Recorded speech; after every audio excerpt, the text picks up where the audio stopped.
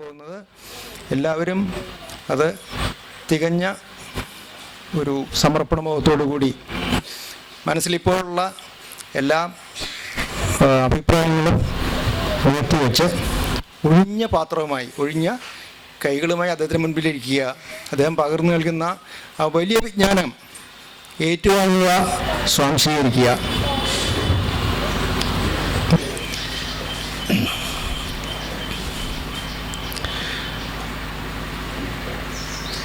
അതിഗഹനമായ ആയിട്ടേ തിരിക്കാൻ സാധിക്കുള്ളൂ. ഒന്ന് എക്സ്പെരിമെൻറ്റബിൾ നോളജ്, മറ്റൊന്ന് എക്സ്പീരിയൻസബിൾ നോളജ്. ഈ രണ്ട് വാക്കും എന്നും നമ്മുടെ മനസ്സിലുണ്ടാവണം. ലോകത്തിലെ ഏത് അറിവിനെയും എക്സ്പെരിമെൻറ്റബിൾ നോളജ് എന്ന കാറ്റഗറിയിൽ അല്ലെങ്കിൽ എക്സ്പീരിയൻസബിൾ നോളജ് എന്ന കാറ്റഗറിയിൽ പെടുത്താൻ സാധിക്കും. ചെറിയ ഉദാഹരണം, നിങ്ങളുടെ ശരീരത്തിൽ ഏതെങ്കിലും വിധത്തിലുള്ള സുഖമില്ലായ്മ, അസുഖം തോന്നിയാൽ ഡോക്ടറുടെ അടുത്ത് ചെന്നാൽ നിങ്ങളുടെ തലച്ചോറളക്കാൻ EEG ഇലക്ട്രോഎൻസെഫലോഗ്രാം ഉപയോഗിക്കും. ഹാർട്ടിൻ്റെ പ്രവർത്തനം ECG ഉപയോഗിച്ച് അളക്കാം. കൊളസ്ട്രോളോമീറ്റർ ഉപയോഗിച്ചാൽ കൊളസ്ട്രോളിൻ്റെ അളവെടുക്കാം. ബ്ലഡ് പ്രഷർ അളക്കാൻ വിഷമമില്ല.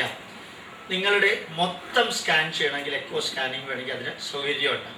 അപ്പോൾ എക്സ്പെരിമെൻ്റ് ഉപയോഗിച്ച് നിങ്ങളുടെ ശരീരത്തിലെ പല പാരാമീറ്ററുകളും അളക്കാൻ സാധിക്കും. എല്ലാ പാരാമീറ്ററും അളക്കാൻ സാധ്യമല്ല. എന്താ കാരണം? നിങ്ങൾക്ക് നിങ്ങളുടെ അമ്മയോട് തോന്നുന്ന സ്നേഹം, അച്ഛനോട് തോന്നുന്ന ബഹുമാനം, ഗുരുജിയോട് തോന്നുന്ന ബന്ധം, നിങ്ങളെ ആർട്ട് ഓഫ് ലിവിങ് പഠിപ്പിക്കുന്ന വ്യക്തിയോട് നിങ്ങൾക്ക് തോന്നുന്ന ആദരവ്, നിങ്ങളുടെ മക്കളോട് തോന്നുന്ന ആ ഫീലിംഗ്, അതുപോലെ പരീക്ഷയ്ക്ക് നല്ല മാർക്ക് കിട്ടുമ്പോൾ തോന്നുന്ന സന്തോഷം, ഭയം, ദുഃഖം, വേദന, ഇതൊന്നും ഉപകരണം ഉപയോഗിച്ച് അളക്കാൻ സാധ്യമല്ല. സ്നേഹം, ദുഃഖം, സന്തോഷം, സംതൃപ്തി, ചാരിതാർത്ഥ്യം, വേദന, ഭയം, ഇതെല്ലാം ജീവിതത്തിലുണ്ട്. പക്ഷെ ഇത് അളക്കാൻ സാധ്യമേ അല്ല. ഒരു കാരണവശാലും എനിക്ക് പറയാൻ സാധ്യമല്ല എനിക്ക് എൻ്റെ ഭാര്യയോട് വൈകുന്നേരം 6 മണിക്ക് 5.5 ലിറ്റർ സ്നേഹമുണ്ടെന്ന്, 7 മണിയാവുമ്പോൾ 8.5 ലിറ്റർ ആയി എന്ന് പറയാനും സാധ്യമല്ല. അതുപോലെ തന്നെ ഇന്നലെ വൈകുന്നേരം ബസ്സിലിറങ്ങി ഞാൻ എൻ്റെ വീട്ടിലേക്ക് നടന്നപ്പോൾ ഇടവഴി കൂടെ പോയപ്പോൾ ഒരു കയറ് വിലങ്ങനെ ഉണ്ടായിരുന്നു. ചവിട്ടിയപ്പോൾ പാമ്പാണെന്ന് വിചാരിച്ചു. ഞാൻ പേടിച്ചു എന്ന് പറയുന്നത് കേട്ട വ്യക്തി നിങ്ങളോട് ഉടനെ ചോദിച്ചു എന്ന് വിചാരിക്കാം, പാമ്പാണെന്ന് വിചാരിച്ച് സാറ് പേടിച്ചു എന്ന് പറഞ്ഞില്ലേ, എത്ര കിലോ സാറ് പേടിച്ചു എന്ന് ചോദിച്ചാൽ എന്ത് പറയും? എന്നെ മെൻ്റൽ ഹോസ്പിറ്റലിൽ അഡ്മിറ്റ് ചെയ്യേണ്ട സമയമായിരുന്നു. കാരണം അളക്കാൻ സാധ്യമല്ല. അപ്പോൾ ജീവിതത്തിൽ എക്സ്പെരിമെൻറ്റബിൾ നോളജ്, എക്സ്പീരിയൻസബിൾ നോളജ് ഉണ്ടെന്ന് നമ്മൾ അറിയണം. നമ്മളുടെ മക്കളെ അതറിയിക്കണം. രണ്ടാമത്തേത് ഭൗതികമായ ഉയർച്ച, അതോടൊപ്പം ആവശ്യമായതാണ് ആത്മീയമായ ഉയർച്ച. ഏതുപോലെയാണ് ആത്മീയമായ ഉയർച്ച? ഒരു കെട്ടിടം മുകളിലേക്ക് ഉയർന്നുയർന്നു പോകുമ്പോൾ നമ്മൾ ഇഷ്ടിക വയ്ക്കാറുണ്ട്. ഇഷ്ടിക വെച്ച് മുകളിലേക്ക് പോയി എന്ന് വിചാരിക്കാം. കുറേ മുകളിലേക്ക് പോയാൽ ബിൽഡിംഗ് ആടാൻ തുടങ്ങും. ഈ ബിൽഡിംഗ് ആടാതിരിക്കണമെങ്കിൽ എന്തുകൂടി വേണ്ടിയിരുന്നു? നേരത്തെ ഇഷ്ടികക്കിടയ്ക്ക് സിമെൻറ്റ് വേണം. അപ്പോൾ ആ സിമെൻറ്റ് ഇടുന്നത് കൊണ്ട് മുകളിലേക്ക് പോകുന്ന സൗധത്തിന് ഉറപ്പുണ്ടാകുന്നു, ഭംഗിയുണ്ടാകുന്നു, ഡ്യൂറബിലിറ്റി ഉണ്ടാകുന്നു. 3 വാക്ക്: strength, beauty and durability. These 3 can be incorporated by putting sufficient quantity of cement in between the bricks when you are constructing the house. അപ്പോൾ ആ ഹൗസ് അല്ലെങ്കിൽ ടവർ മുകളിലേക്ക് പോകുന്നത് ജീവിതത്തിൽ ഉയർന്നുയർന്നു പോകുമ്പോൾ ആ ജീവിതം നല്ല ദൃഢമാകണം, ഭംഗിയുള്ളതാകണം, അനവധി കാലം നിലനിൽക്കുന്നതാകണമെങ്കിൽ ഡ്യൂറബിലിറ്റി, സ്ട്രെങ്ത് ആൻഡ് ബ്യൂട്ടി ഉണ്ടാകണമെങ്കിൽ യഥാവിധി ബ്രിക്സിനിടയ്ക്ക് നമ്മൾ സിമെൻ്റ് ഇടണം. നമ്മളുടെയും നമ്മളുടെ മക്കളുടെയും ജീവിതത്തിൽ പുസ്തകത്തിൽ നിന്ന് ലഭിക്കുന്നതും TV-യിൽ നിന്നും റേഡിയോയിൽ നിന്നും മറ്റുള്ളവരിൽ നിന്നും ലഭിക്കുന്നതുമായ എല്ലാ ആധുനിക അറിവുകൾ സ്വീകരിക്കുമ്പോഴും അത് ജീവിതം ഉയരത്തിലേക്ക് പോകാൻ സഹായിക്കുമെങ്കിലും ഈ 3 കാര്യം അതിനെ ഭംഗിയുള്ളത് ദൃഢവുമാക്കാൻ മൂല്യാധിഷ്ഠിത ജീവിതം, സ്പിരിച്വൽ നോളജ് കൂടി അതിനകത്തേക്ക് ചേർക്കണമെന്ന് നമ്മൾ ഓർമ്മിക്കണം. ഇന്നത്തെ അറിവ്, ആ അറിവുകൾ പലതും അബദ്ധ ജടിലങ്ങളാണെന്ന് സാവധാനത്തിൽ മനസ്സിലായി വരുന്നു. ഒരു ഉദാഹരണം, ഇന്ന് മെഡിക്കൽ ഷോപ്പിൽ പോയാൽ 642 തരത്തിലുള്ള കെമിക്കലാണ് മെഡിസിൻസ് ആയിട്ട് ഉപയോഗിക്കാറുള്ളത്. 642 തരത്തിലുള്ള കെമിക്കലാണ് മെഡിസിൻസ് ആയിട്ട് ഉപയോഗിക്കാറുള്ളത്. അതിൽ സാരിഡോണും അനാസിനും ആസ്പ്രോയും ഫെപ്പാനിലും അതിന് സൈഡ് ഇഫക്റ്റ് ഇല്ല എന്ന് ധരിച്ചിരുന്നു. ബാക്കി എല്ലാത്തിനും സൈഡ് ഇഫക്റ്റ് ഉണ്ട്.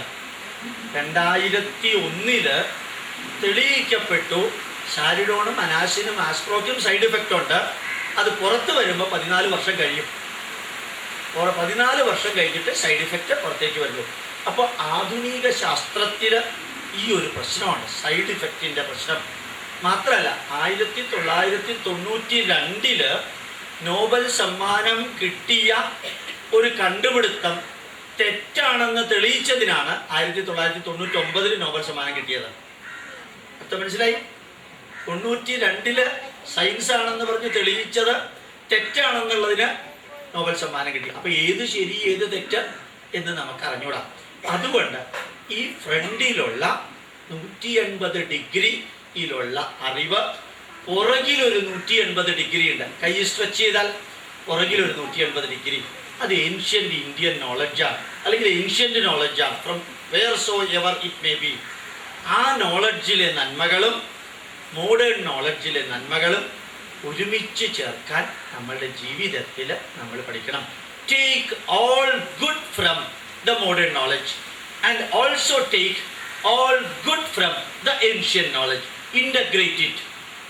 അപ്പോൾ നമുക്ക് ചെയ്യാൻ സാധിക്കുന്നത് integrate experienceable and experimentable knowledge, integrate science and spirituality, integrate the modern knowledge and ancient knowledge. ഈ 3 കാര്യം നന്മകൾ നമുക്ക് സ്വീകരിക്കാൻ സാധിക്കണം. ഇനി ഞാൻ വിഷയത്തിലേക്ക് കടക്കാണ്. നമ്മുടെ ആത്മീയത, അതിൻ്റെ പ്രായോഗിക തലത്തിലൂടെ നമുക്ക് എങ്ങനെയാണ് വിശദീകരണം സാധിക്കാം. ഈ ഹാളിൽ നിന്ന് ഈ ക്ലാസ് കഴിഞ്ഞ് പുറത്തേക്ക് പോകുമ്പോൾ നിർബന്ധമായും നിങ്ങൾ ഇത് ഓർത്തിരിക്കണം എന്ന് ഞാൻ ആഗ്രഹിക്കുന്നു. നിങ്ങൾ ഓർത്തിരിക്കും എന്ന് ഞാൻ തെറ്റിദ്ധരിക്കുന്നില്ല. ഏതായാലും ഓർത്തിരിക്കണമെന്ന് ആഗ്രഹിക്കുന്നു. ഭാരതീയ ആത്മീയത 5 സ്റ്റേറ്റ്മെൻറ്റിൽ നമുക്ക് പറയാൻ സാധിക്കും. 5 ചെറിയ വരികളിലൂടെ പറയാൻ സാധിക്കും. അതിൽ ഒന്നാമത്തെ വരി പ്രജ്ഞാനം ബ്രഹ്മ, കേട്ടിട്ടുണ്ടാവും ഞാൻ വിചാരിച്ചു. രണ്ടാമത്തെ വരി അഹം ബ്രഹ്മാസ്മി. മൂന്നാമത്തെ വരി തത്വമസി. നാലാമത്തെ വരി അയം ആത്മാ ബ്രഹ്മ. അഞ്ചാമത്തേത് അല്പം കഴിഞ്ഞിട്ട് ഞാൻ പറയാം. ഈ ഭൂമിയിൽ 16 ലക്ഷം തരത്തിലുള്ള ജന്തുക്കളാണുള്ളത്. 16 ലക്ഷം തരത്തിലുള്ള ജന്തുക്കൾ. 4 ലക്ഷം തരത്തിലുള്ള സസ്യങ്ങളാണുള്ളത്. 80,000 തരത്തിലുള്ള വൃക്ഷങ്ങളുണ്ട്. 10 ലക്ഷം തരത്തിലുള്ള മൈക്രോ ഓർഗാനിസം ഉണ്ട്. ഇത് ബൈഹാർട്ടാക്കണമെന്നില്ല. 16 ലക്ഷം തരത്തിലുള്ള ജന്തുക്കൾ, 4 ലക്ഷം തരത്തിലുള്ള സസ്യങ്ങൾ, 80,000 തരത്തിലുള്ള വൃക്ഷങ്ങൾ, 10 ലക്ഷം തരത്തിലുള്ള സൂക്ഷ്മജീവികൾ. ഇവയ്ക്കെല്ലാത്തിനും അറിയാം എങ്ങനെയാണ് ഈ ഭൂമിയിൽ ജീവിക്കേണ്ടത് എന്ന്. ഒരാളും ഒരു ജന്തുവിനെയും പഠിപ്പിച്ചിട്ടില്ല. ഒറ്റയാളും പഠിപ്പിച്ചിട്ടില്ല. 2 കാര്യമാണ് ഈ ജന്തുക്കൾക്ക് അത്യാവശ്യം. ഒന്ന് ഇര, മറ്റൊന്ന് ഇണ. ഇര, ഇണ, ഇത് രണ്ടും 16 ലക്ഷം തരത്തിലുള്ള ജന്തുക്കൾക്കും വ്യക്തമായിട്ട് അറിയാം. ഈ അറിവ് അതിനകത്ത് തന്നെ ഉണ്ട്. അത് പുറത്തു നിന്ന് ലഭിച്ച അറിവല്ല. നിങ്ങളുടെ ശരീരത്തിനകത്തും ഈ അറിവുണ്ട്, നോളജ് ഉണ്ട്. എളുപ്പത്തിൽ മനസ്സിലാക്കാൻ സാധിക്കും. നിങ്ങൾ അവിടെ നിന്ന് എന്നെ നോക്കുമ്പോൾ നിങ്ങളുടെ വലത്തെ കണ്ണ് പ്രവർത്തിക്കുന്നത് 14 മിനിറ്റാണ്. അത് കഴിഞ്ഞ് നിങ്ങളുടെ വലത്തെ കണ്ണ് റെസ്റ്റ് എടുക്കും. എന്നിട്ട് 14 മിനിറ്റ് ഇടത്തെ കണ്ണാണ് പ്രവർത്തിക്കുന്നത്. അത് കഴിഞ്ഞ് ഇടത്തെ കണ്ണിൽ നിന്ന് റെസ്റ്റ് വലത്തെ കണ്ണിലേക്ക് മാറിക്കൊണ്ടിരിക്കും. നിങ്ങൾക്ക് ആർക്കും ഇത് അറിഞ്ഞൂടാ. നിങ്ങളുടെ വലത്തെ കണ്ണും ഇടത്തെ കണ്ണും മാറിയാണ് ഈ പ്രവൃത്തി ചെയ്യുന്നത് എന്ന്. നിങ്ങൾ എന്തുകൊണ്ടാണ് അറിഞ്ഞുകൂടാത്തത്? നിങ്ങൾക്ക് അറിഞ്ഞുകൂടാത്തത് നിങ്ങൾ അറിയേണ്ട ആവശ്യമില്ലാത്തതുകൊണ്ട്. നിങ്ങൾ അറിയേണ്ട ആവശ്യമില്ല, മറിച്ച് ആ അറിവ് കണ്ണിനകത്തുണ്ട്. 14 മിനിറ്റ് കഴിയുമ്പോൾ അങ്ങോട്ടും ഇങ്ങോട്ടും മാറണമെന്നറിവ് കണ്ണിനുണ്ട്. നിങ്ങൾക്ക് തന്നെ അറിയാൻ സാധിക്കും നിങ്ങളുടെ ഹാർട്ട് ഇടിക്കുന്നത് 68 പ്രാവശ്യമാണ്, നിങ്ങളൊരു രാഷ്ട്രീയക്കാരനല്ലെങ്കിൽ. അപ്പോൾ ഒരു 67-68 പ്രാവശ്യം ഹാർട്ട് ഇടിക്കുന്നത് വളരെ കറക്റ്റാണ്.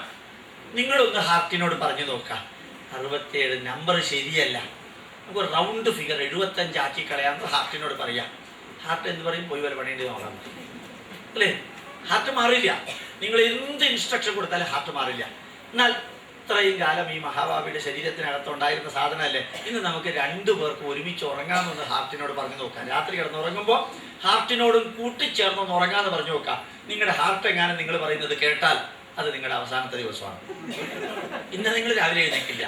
അപ്പം നിങ്ങളുടെ ഹാർട്ട് നിങ്ങളുടെ ഒരു ഇൻസ്ട്രക്ഷനും എടുക്കില്ല. നിങ്ങളുടെ ശ്വാസകോശം നിങ്ങളുടെ ഒരു ഇൻസ്ട്രക്ഷനും എടുക്കില്ല.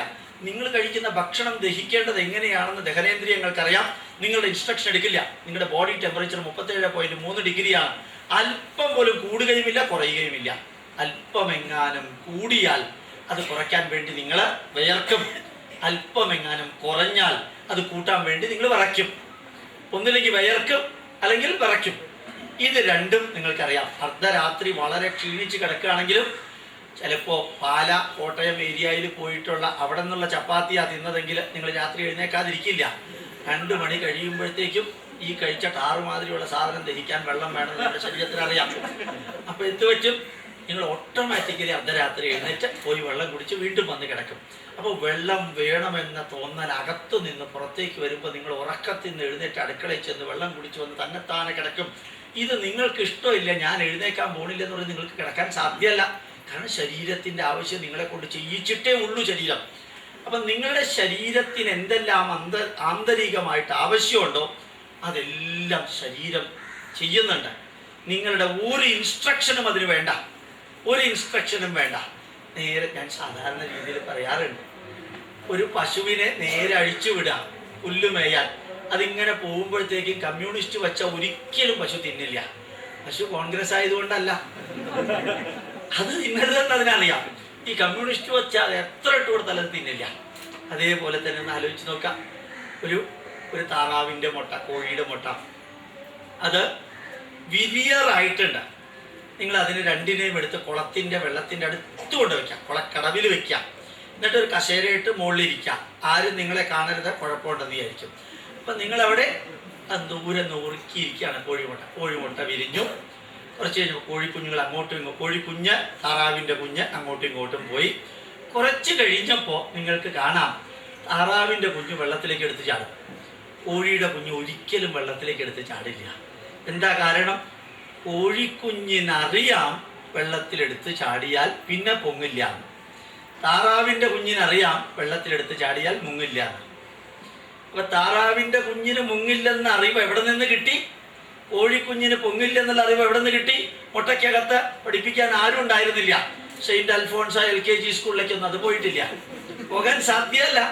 കാരണം കോഴിക്കുഞ്ഞ് പുറത്തേക്ക് വന്നപ്പോൾ അതിനകത്ത് തന്നെ intrinsic, inherent, self guiding, self motivating, self energizing awareness and consciousness ഉണ്ട്. ഇൻട്രിൻസിക് സ്വതസിദ്ധമായ, ഇൻഹറന്റ് പ്രകൃത്യാലുള്ള, സെൽഫ് ഗൈഡിങ് സ്വയം ദിശാബോധം നൽകുന്ന, സെൽഫ് മോട്ടിവേറ്റിംഗ് സ്വയം ചൈതന്യവത്താക്കുന്ന, സെൽഫ് എനർജൈസിങ് തന്നെത്താൻ എനർജി പകരുന്ന അവയർനെസ്, പ്രജ്ഞാനം, കോൺഷ്യസ്നെസ്, സ്വബോധം സർവചരാചരങ്ങളിലുമുണ്ട്. Existing in every living and non living beings. The Hindus call it as Brahman. ഇതെൻ്റെ വരിയല്ല, നാസായിലെ ശാസ്ത്രജ്ഞന്മാരുടെ വരിയാണ്. അതുകൊണ്ടാണ് ഹിന്ദുസ് എന്ന വാക്ക് അതിൽ വന്നത്. സർവചരാചരങ്ങൾക്കുമകത്ത് അതെങ്ങനെ നിലനിൽക്കണമെന്നറിയാം. ജീവൻ ഉണ്ടാവണമെന്ന് നിർബന്ധമൊന്നുമില്ല. ഒരാറ്റം നിങ്ങൾ സ്കൂളിൽ പോകുമ്പോഴത്തേക്കും ക്ലാസ്സിൽ ഉറങ്ങിയിട്ടില്ലെങ്കിൽ നിങ്ങൾ കേട്ടിട്ടുണ്ടാവും. ന്യൂക്ലിയസ് നടുക്കുണ്ട്, ചുറ്റും ഇലക്ട്രോണുകൾ കറങ്ങിക്കൊണ്ടിരിക്കുന്നു. S orbital, P orbital, D orbital, F orbital, sp3 hybridised orbital, sp2 hybridised orbital എന്ന് പറഞ്ഞ് ഇങ്ങനെ കറങ്ങാണ് ഇലക്ട്രോണുകൾ. നാഷണൽ ഹൈവേ ഉണ്ടാക്കിയത് ആരാണ്? National PWD engineer. State highway ഉണ്ടാക്കിയത് ആരാണ്? സ്റ്റേറ്റിലെ PWD എഞ്ചിനീയർ. ഈ ഇലക്ട്രോണുകൾക്ക് കറങ്ങാനുള്ള ഹൈവേ ഉണ്ടാക്കിയത് ആരാണ്? മലയാളത്തിലെ രണ്ടാമത്തെ അക്ഷരം അല്ലേ? നമുക്കറിഞ്ഞൂടെ ആരാ ഉണ്ടാക്കിയത്? അപ്പൊ ആ ഇലക്ട്രോണുകൾക്ക് കറങ്ങാൻ ഒരു പന്ഥാവ് സൃഷ്ടിച്ചിട്ടുണ്ട്. ഫിസിക്സിന്റെ യഥാർത്ഥ നിയമം എന്താ പറയുന്നത്? നെഗറ്റീവ് ചാർജും പോസിറ്റീവ് ചാർജും പരസ്പരം ആകർഷിക്കുന്നു. ഇലക്ട്രോണുകൾ നെഗറ്റീവാണ്, ന്യൂക്ലിയസ് പോസിറ്റീവാണ്. പോസിറ്റീവും നെഗറ്റീവും ആകർഷിക്കുമെന്ന് മനസ്സിലാക്കാൻ ഒരു വിഷമമില്ല. ഏത് വിമൻസ് കോളേജിന്റെ മുമ്പിൽ പോയി എന്നാലും കാണാൻ പറ്റും. അപ്പൊ നിങ്ങൾ നോക്കുക, ഈ ഇലക്ട്രോണുകൾ കറങ്ങുന്നുണ്ട്. ആ ഇലക്ട്രോൺ, നെഗറ്റീവ് ചാർജ് ആയിട്ടുള്ള ഇലക്ട്രോൺ എന്തുകൊണ്ട് ഈ പോസിറ്റീവ് ചാർജ് ആയിട്ടുള്ള ന്യൂക്ലിയസിലേക്ക് വീഴുന്നില്ല? അത് തന്നെ, വീഴണമെന്ന് പറഞ്ഞിട്ടില്ല, അതുകൊണ്ട് വീഴുന്നില്ല. അപ്പൊ ഈ കറക്റ്റ് ആറ്റത്തിന്, ജീവനില്ലാത്ത ആറ്റത്തിന് ഓരോ ഇലക്ട്രോണും 2182 km/s വേഗതയിൽ കറങ്ങിക്കൊണ്ടിരിക്കാനുള്ള നിർദ്ദേശം നൽകിയത് ആര്? അറിഞ്ഞൂടാ. 1640 km വേഗതയിൽ ഭൂമി സ്വന്തം അച്ചുതണ്ടിൽ കറങ്ങുന്നു. 35,500 km വേഗതയിൽ ഭൂമി സൂര്യന് ചുറ്റും പ്രദക്ഷിണം വെക്കുന്നു. 69,500 km വേഗതയിൽ ഈ സോളാർ സിസ്റ്റം ഗാലക്സിയിൽ കറങ്ങുന്നു. ഈ ഗാലക്സി 71,000 km വേഗതയിൽ യൂണിവേഴ്സിന്റെ സെന്ററിലേക്ക് പോയിക്കൊണ്ടിരിക്കുന്നു. ആരാ ഇതിനെയൊക്കെ നിയന്ത്രിക്കുന്നത്? ഒരാൾക്കും ഉത്തരം പറയാൻ സാധ്യമല്ല. ഒരൊറ്റ വ്യക്തിക്ക് ഉത്തരം പറയാൻ സാധ്യമല്ല. Billions and billions of years ആയിട്ട് ഈ പ്രപഞ്ചം ഇതിങ്ങനെ നിൽക്കുക. ശരിക്കു പറഞ്ഞാൽ നേച്ചർ എന്ന മാഗസിനിൽ ഒരു ശാസ്ത്രജ്ഞൻ എഴുതി, നമ്മുടെ യൂണിവേഴ്സിൻ്റെ റേഡിയസ് 1250. മനസ്സിലാക്കാൻ ബുദ്ധിമുട്ടുണ്ടോ പറയുന്നത്? നമ്മുടെ യൂണിവേഴ്സിൻ്റെ, പ്രപഞ്ചത്തിൻ്റെ റേഡിയസ് 1250 ട്രില്യൺ ട്രില്യൺ ട്രില്യൺ പ്രകാശവർഷമാണ് എന്ന്. അർത്ഥം മനസ്സിലായാലും? പ്രപഞ്ചത്തിൻ്റെ റേഡിയസ് 1250 ട്രില്യൺ ട്രില്യൺ ട്രില്യൺ പ്രകാശവർഷമാണ് എന്ന് അദ്ദേഹം എഴുതി. അപ്പോൾ 8ാം ക്ലാസ്സിൽ പഠിക്കുന്ന ഒരു കുട്ടി അയാളെ വിളിച്ചു ചോദിച്ചു, അതിൻ്റെ അപ്പുറത്ത് എന്താണ്? ഈ പ്രപഞ്ചത്തിൻ്റെ റേഡിയസ് പറഞ്ഞല്ലോ ഇത്രയുമാണെന്ന്, ആ റേഡിയസിന് അപ്പുറത്ത് എന്താണ്? അപ്പോൾ അയാൾ പറഞ്ഞത് same thing. Then why are you telling about the radius is this much? If beyond that also it is the same thing, and how can you tell this is the radius? I am sorry. ഉത്തരം അവിടെ വെച്ച് നിന്നു. ഇതിനപ്പുറം പോകാൻ സാധ്യമല്ല. അപ്പൊ ഇത്രയും വലിയൊരു പ്രപഞ്ചത്തിനകത്ത് ഈ സർവ്വതിനെയും വെച്ച് ഇത്രയും ജന്തുക്കളെയും സൃഷ്ടിച്ച് അവയ്ക്കെല്ലാം കഴിക്കാനുള്ള ഭക്ഷണം ഉണ്ടാക്കി അവയുടെ ശരീരമൊക്കെ ഇങ്ങനെ ആക്കി ഇങ്ങനെ തന്നിരിക്കുന്നൊരു ശക്തിയുണ്ട്. അത് സർവചരാചരത്തിനും അകത്തുണ്ട്. അറിവിൻ്റെ രൂപത്തിൽ, നോളജിൻ്റെ രൂപത്തിലുണ്ട്. അതിനെ ഭാരതീയർ പറഞ്ഞ പേരാണ് പ്രജ്ഞാനം. പ്രകർഷേണ യജ്ഞാനം വർത്തതേ തദേവ പ്രജ്ഞാനം. ചൈതന്യവത്തായി സർവചരാചരങ്ങളിലുമുള്ള ആ ചൈതന്യമേതോ അതാണ് പ്രജ്ഞാനം. പ്രജ്ഞാനം മനസ്സിലാക്കാൻ ബുദ്ധിമുട്ടുണ്ടോ? 650 കോടി ജനങ്ങളാണ് ഭൂമിയിലുള്ളത്. 650 കോടി ജനത. ഒരൊറ്റ ആളുടെ മൂക്ക് പോലും തിരിച്ചല്ല ഉള്ളത്. ഇനി ആരുടെയെങ്കിലും മൂക്ക് തിരിച്ചാണെന്ന് വിചാരിക്കുക. കർക്കിടക മാസത്തിൽ മഴ പെയ്യുന്നു, കയ്യിൽ കുടയില്ല, ഇപ്പുറത്തുനിന്ന് അപ്പുറത്തേക്ക് പോകണം, റോട്ടിൽ ആരുമില്ല, എന്താ സംഭവിക്കുക? മൂക്ക് തിരിച്ചുവാണെന്ന് വിചാരിക്കാം. അപ്പം നമ്മളുടെ ശരീരത്തിനറിയാം ഈ മൂക്ക് ഒരു കാരണവശാലും മറിച്ചായി പോകരുത്. ഇത് ഇങ്ങനെ തന്നെ വന്നില്ലെങ്കിൽ കർക്കിടക മാസത്തിലെ മഴയിലെ വെള്ളം മൊത്തം വായിലേക്ക് വരും. വരാതിരിക്കാൻ മൂക്കിനെ ഇങ്ങനെ തന്നെ ഡിസൈൻ ചെയ്തു. കണ്ണിന് അടപ്പ് വേണമെന്ന് തീരുമാനിച്ചു, അത് ഇടയ്ക്കിടയ്ക്ക് അടയ്ക്കണം തീരുമാനിച്ചു. ചെവിക്ക് അടപ്പ് വേണ്ടെന്ന് തീരുമാനിച്ചു. ചെവി എങ്ങാനും ഇങ്ങനെ ആയിരുന്നെങ്കിൽ അതും അതേപോലെ വല്ല വായിലേക്ക് വരുമായിരുന്നു വെള്ളം. അപ്പം ചെവി ഇങ്ങനെ മതി. അതുപോലെ തന്നെ മൂക്ക് ഇങ്ങനെ വേണം, കണ്ണിന് അടപ്പ് വേണം, വായിക്ക് 32 പല്ല്. ഈ 32 എണ്ണിയത് എങ്ങനെയാ? ഇപ്പോഴൂടാ. മുമ്പിലെ പല്ല് ഫ്ലാറ്റ് ആവണം, ഇപ്പുറത്തുള്ളത് കുറച്ച് ഷാർപ്പാവണം, ഇവിടെ ആണെങ്കിൽ അമ്മിക്കല്ല് മാതിരി ഉണ്ടാവണം. ഇതെല്ലാം തീരുമാനിച്ച് ഈ പല്ലിനെല്ലാം അറേഞ്ച് ചെയ്ത്. ഇതൊക്കെ 2.5 വയസ്സിലും 3 വയസ്സിലാണ് ഈ പല്ലൊക്കെ വരണതേ. ചിലതൊക്കെ 18, 19 വയസ്സ് കഴിയുമ്പോഴത്തേക്കും ആ വരുന്നത്. അപ്പം ആ പല്ലിനോട് പോലും ഇങ്ങനെയാ വരേണ്ടത് എന്നുള്ള അറിവ് അകത്തുണ്ട്. അപ്പോൾ പല്ല് എങ്ങനെയാ വരേണ്ടത് എന്ന പ്രജ്ഞാനം അകത്തുണ്ട്. കണ്ണ് എങ്ങനെയാ പ്രവർത്തിക്കേണ്ടത് എന്ന പ്രജ്ഞാനം കണ്ണിനുണ്ട്. അതുപോലെ തന്നെ ആലോചിച്ച് നോക്കാം, നിങ്ങൾ വെറുതെ ഇങ്ങനെ ഇരിക്കാം, വൈകുന്നേരം കൈരളി TV ഒന്ന് ഓൺ ചെയ്താൽ മിമിക്രി കാണാൻ സാധിക്കും. അതിൻ്റെ മുമ്പിലും അത് തന്നെയാണ്.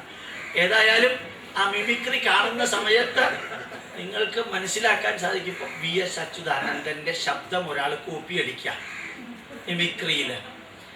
ആ ശബ്ദം കേട്ട ഉടനെ നിങ്ങൾക്ക് മനസ്സിലാവും ഇത് അച്യുതാനന്ദൻ്റെ ശബ്ദമാണ്, കരുണാകരൻ്റെ ശബ്ദമാണെന്ന് മനസ്സിലാവും. അക്ഷരമൊന്നും മനസ്സിലാവില്ല ഏതാണെന്ന്, അദ്ദേഹം സംസാരിക്കുമ്പോൾ മനസ്സിലാവില്ല, കാരണം അങ്ങേ ബ്രഹ്മജ്ഞാനത്തിൻ്റെ അപ്പുറത്ത് കിടന്നാണ്. അപ്പോൾ ഇവിടെ ആ ശബ്ദം എന്താ പറയുന്നത് മനസ്സിലാവും. അടൽ ബിഹാരി വാജ്പേയി സംസാരിക്കുന്നത് നിങ്ങൾക്ക് മനസ്സിലാവും. കാരണം എന്താണ്, ഒരു വാക്ക് പറഞ്ഞു കഴിഞ്ഞാൽ അടുത്ത വാക്ക് പറയുന്നതിനിടയ്ക്ക് പുറത്ത് പോയി ചായ കുടിച്ച് വരാനുള്ള നേരം. അപ്പോൾ ഈ ശബ്ദം കേട്ട ഉടനെ നമുക്ക് മനസ്സിലാവും ഇത് ഇന്ന ആളുടെ ശബ്ദമാണ്. ആള് മുമ്പിലില്ല, പക്ഷെ കൃത്യമായിട്ട് ഓരോരുത്തരുടെയും ശബ്ദം, തിലകൻ്റെ ആണെങ്കിലും അതുപോലെ തന്നെ പ്രേംനസീറിൻ്റെ ശബ്ദം, ജയൻ്റെ ശബ്ദം, ഇവരുടെ എല്ലാവരുടെയും ശബ്ദം നമ്മൾ കേൾക്കുന്ന മാത്രയിൽ നമുക്ക് തിരിച്ചറിയാൻ സാധിക്കും. ചില അമ്മൂമ്മമാർ കട്ടിലിൽ കിടന്ന് ഉറങ്ങിക്കൊണ്ടിരിക്കുക, അപ്പോഴാ വിളിച്ച് പറയുക ഈ സാമ്പാർ കരിയുന്നുണ്ട്. അപ്പൊ കരിയാത്ത സാമ്പാറിന്റെ സ്മെല്ല് അവരുടെ തലയിലുണ്ട്, കരിയുന്ന സാമ്പാറിന്റെ സ്മെല്ലും അവരുടെ തലയിലുണ്ട്. അപ്പൊ ഈ സ്മെല്ല് അവിടെ ചെന്ന് മൂക്കിക്കൂടെ അകത്ത് കയറി തലയിൽ എൻട്രി ചെയ്ത് തലയിലുള്ള സ്മെല്ലുമായിട്ട് കമ്പയർ ചെയ്തിട്ടാണ് സാമ്പാർ കരിയുന്നു എന്ന് മനസ്സിലാക്കിയത്. അപ്പൊ ഈ തലയ്ക്കകത്ത് എന്തൊക്കെയാ ഉള്ളതെങ്കിൽ ശബ്ദമുണ്ട്. മുല്ലപ്പൂ കാണിച്ചിട്ട് മൂക്കി കൊണ്ടുപോയതിന് ശേഷം എങ്ങനെയുണ്ടോ ചെമ്പകപ്പൂവിൻ്റെ വാസന എന്ന് ചോദിച്ചാൽ പറയും തനിക്ക് എന്താ വട്ടാണോ, ആ മുല്ലപ്പൂ അല്ലേ വെച്ചിരിക്കുന്നത്, ഇത് മുല്ലപ്പൂവാണ്. അപ്പോൾ മുല്ലപ്പൂവിൻ്റെ മുതൽക്ക് വാസനകൾ തിരിച്ചറിയാൻ, എല്ലാ ഭക്ഷണങ്ങളുടെയും സ്വാദ് തിരിച്ചറിയാൻ, എല്ലാത്തിൻ്റെയും ദൃശ്യങ്ങൾ തിരിച്ചറിയാൻ, എല്ലാത്തിൻ്റെയും ശബ്ദങ്ങൾ തിരിച്ചറിയാൻ സാധിക്കുന്ന ഒരു കപ്പാസിറ്റി നമ്മുടെ തലയ്ക്കകത്തുണ്ട്. 1.25 കിലോഗ്രാം ഭാരമുള്ള ഈ തലച്ചോറിനകത്ത് 49,000 ബില്യൺ മെമ്മറി പെക്സ് ആണുള്ളത്. 49,000 ബില്യൺ മെമ്മറി പെക്സ് അത് ഈ ചെറിയ തലയ്ക്കകത്ത് വെച്ചിട്ട് ഒരു കവർ ഇട്ടിട്ട് അങ്ങ് തന്നിരിക്കാം. 1% നമ്മൾ ഉപയോഗിക്കുന്നത്. അതുകൊണ്ടാണ് ഭാര്യയുടെ ശബ്ദം കേൾക്കുമ്പോഴത്തേക്കും നമ്മൾ പറയാറുള്ളത് ആ വരുന്നു, നീ എന്തിനാ ഇത്ര കിടന്ന് ഒച്ചയെടുക്കുന്നത്. അത് ഭാര്യ തന്നെയാണെന്ന് മനസ്സിലായി ശബ്ദം കേട്ടപ്പോഴേ. അവൾ ദേഷ്യത്തിലാണ് സംസാരിക്കുന്നതെങ്കിൽ ശബ്ദം എങ്ങനെയാണെന്ന് അറിയാം. ദേഷ്യം ഇല്ലാതെ വിരളമാണ്. ദേഷ്യം ഇല്ലാതെ സംസാരിക്കുമ്പോഴുള്ള ശബ്ദം എങ്ങനെയാണെന്ന് മനസ്സിലാക്കാൻ സാധിക്കും. ഇതെല്ലാം നമ്മുടെ തലയിൽ റെക്കോർഡ് ചെയ്ത് വെച്ചിട്ടുണ്ട് ഈ ശബ്ദങ്ങളെല്ലാം. ഇപ്പൊ നിങ്ങളിങ്ങനെ ഇരിക്കല്ലേ, നിങ്ങൾ ഇതുവരെ കേൾക്കാം. പെട്ടെന്ന് ഞാനൊരു പാട്ട് പാടി ചക്കരപ്പന്ത് ഇത്ര ഞാൻ പറയുന്നുള്ളൂ. ഈ ഒരു പാട്ടിന്റെ 2 വാക്ക് ഞാൻ പറഞ്ഞാൽ അപ്പൊ നിങ്ങളുടെ തല ആ പാട്ടിനകത്തേക്ക് പോകാതിരിക്കില്ല. അതുപോലെ ഹിസ് ഹൈനസ് അബ്ദുള്ളയില് കൈതപ്പുറം ഇപ്പുറത്തും മോഹൻലാൽ ഇപ്പുറത്തും ഇരിക്കുമ്പോഴത്തേക്കും ഷഡ്ജം ഋഷഭം എന്ന് പറഞ്ഞ സപ്തസ്വരത്തിന്റെ പാട്ടുണ്ട്. ഇതൊന്ന് കേൾക്കുമ്പോൾ തന്നെ നമ്മളുടെ സീൻ എവിടേക്കൊക്കെയാണ് നമ്മുടെ മനസ്സ് പോകുന്നത്. ഇതിന് കാരണം ഓരോ സെല്ലിലും, ഓരോ ടിഷ്യൂവിലും, ഓരോ ജീവിയിലും, ഓരോ ഇലയിലും, ഓരോ വൃക്ഷത്തിലും intrinsic, inherent, self guiding, self motivating, self energizing awareness and consciousness അതിനെ സൃഷ്ടിച്ചപ്പോൾ തന്നെ കൊടുത്തിട്ടുണ്ട്. ആ അവയർനെസ്സിനെയും കോൺഷ്യസ്നെസ്സിനെയും നമ്മൾ പറയുന്നു പ്രജ്ഞാനം ബ്രഹ്മ. ആ വാക്ക് വളരെ പ്രധാനപ്പെട്ടത്. അൾട്രാ മോഡേൺ ബയോകെമിസ്ട്രിയിൽ 2001 ഗുന്തർ എന്ന വ്യക്തിക്ക് നോബൽ സമ്മാനം കിട്ടിയത് ഈ ഒരു വാക്കിനാണ്. പ്രജ്ഞാനം ബ്രഹ്മ എന്നുള്ളത് ബയോകെമിസ്ട്രി അദ്ദേഹം തെളിയിച്ചു പ്രോട്ടീൻ മോളിക്യൂളില്. അപ്പൊ നമ്മളുടെ മഹാവാക്യങ്ങളിൽ ഒന്നാമത്തെ വാക്യം പ്രജ്ഞാനം ബ്രഹ്മ. ആ പ്രജ്ഞാനം എൻ്റെ ശരീരത്തിനകത്തുണ്ട്. തലയുടെ മുകളറ്റം മുതൽക്ക് കാലറ്റം വരെ എൻ്റെ ശരീരം എങ്ങനെ പ്രവർത്തിക്കണം, എങ്ങനെ നിലനിൽക്കണം എന്ന് തീരുമാനിക്കുന്ന അറിവ് ശരീരത്തിനകത്തുണ്ട്. ഞാൻ അല്പം മുമ്പ് പറഞ്ഞതുപോലെ എൻ്റെ ഹാർട്ട്, എൻ്റെ ത്വക്ക്, എൻ്റെ കണ്ണ്, എൻ്റെ മൂക്ക്, എൻ്റെ നാക്ക്, എൻ്റെ ചെവി, എൻ്റെ ഡൈജസ്റ്റീവ് സിസ്റ്റം സകലതും എങ്ങനെ പ്രവർത്തിക്കണം എന്നുള്ള അറിവ് എൻ്റെ ശരീരത്തിലുള്ളത് കൊണ്ട് അഹം ബ്രഹ്മാസ്മി. അത് മനസ്സിലായി? അഹം ബ്രഹ്മാസ്മി. അതേ അറിവ് നിങ്ങളുടെ ശരീരത്തിലുമുണ്ട്. അതുകൊണ്ട് എന്ത് മനസ്സിലായി? തത്വമസി. എൻ്റെയും നിങ്ങളുടെയും ശരീരത്തിലുള്ള ആ ചൈതന്യത്തിന് എന്ത് പേര് പറയും? അയം ആത്മാ ബ്രഹ്മ. 4 വരികളാണ്. ഇത് നിർബന്ധമായി നമ്മൾ ഋഗ്വേദത്തിൻ്റെ സന്ദേശം എന്ത്? പ്രജ്ഞാനം ബ്രഹ്മ. യജുർവേദത്തിൻ്റെ സന്ദേശം എന്ത്? അഹം ബ്രഹ്മാസ്മി. സാമവേദത്തിൻ്റെ സന്ദേശം തത്വമസി. അഥർവവേദത്തിൻ്റെ സന്ദേശം അയം ആത്മാ ബ്രഹ്മ. ഇതാണ് ഭാരതീയന്റെ അടിസ്ഥാനപരമായ ആത്മീയത.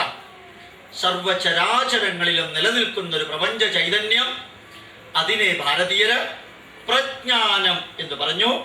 അത് എന്നിലുണ്ട്, നിങ്ങളിലുണ്ട്, സർവചരാചരങ്ങളിലും ജീവാത്മാവിൻ്റെ രൂപത്തിലുണ്ട്.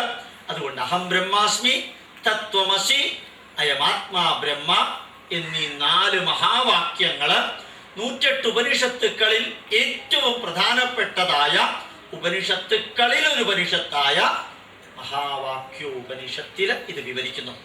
ഈ 4 ഓർമ്മയുണ്ടാവുമെന്ന് വിചാരിക്കുന്നു. 5-ാമത്തേത് അണോരണീയാൻ മഹതോ മഹീയാൻ ആത്മാ ഗുഹായാം നിഹിതോസ്യ ജന്തോ. അണുക്കളിൽ വെച്ച് ഏറ്റവും ചെറിയ അണുവിലും മഹത്തായതിൽ വെച്ച് ഏറ്റവും മഹത്തായ പ്രപഞ്ചത്തിലും ജീവാത്മാവിൻ്റെ രൂപത്തിൽ സർവചരാചരങ്ങളിലും വർത്തിക്കുന്ന ചൈതന്യമേതാണോ അതാണ് ഭാരതീയന്റെ ഈശ്വര സങ്കല്പം. പ്യുവർ ആത്മീയത, പ്യുവർ സ്പിരിച്വാലിറ്റി എന്ന് പറയുന്നതിന് ഒരൊറ്റ ഡെഫനിഷനാണ് ഭാരതത്തിലുള്ളത്. പ്യുവർ സ്പിരിച്വാലിറ്റി എന്താണെന്ന് ചോദിച്ചാൽ മഹാനാരായണ ഉപനിഷത്തിലെ ഈ വരി, ഇത് യജുർവേദത്തിലുണ്ട്, ഈ വരി ഒന്ന് പറയാം.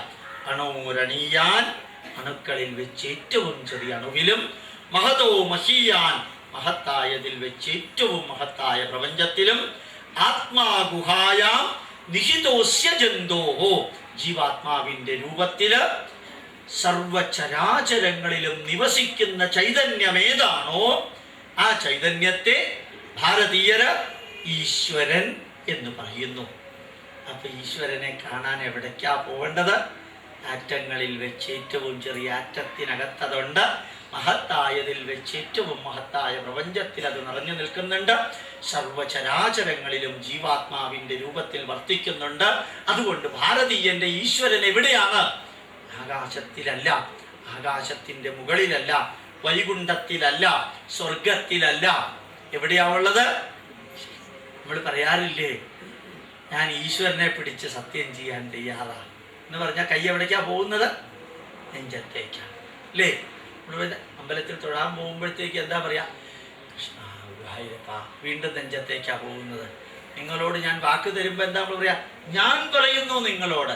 ഈ ഞാൻ എന്നുള്ളതിന് നെഞ്ചത്തേക്ക് എന്തിനാ പറയാ? തലയിൽ വെച്ചാ പോരെ. ഞാൻ പറയുന്നു നിങ്ങളോടൊന്നും പറയാതിരിക്കാൻ കാരണം എന്താ? നെഞ്ചത്ത് പോകാൻ കാരണം ഹൃദ്ദേശേ അർജുന തിഷ്ഠതി.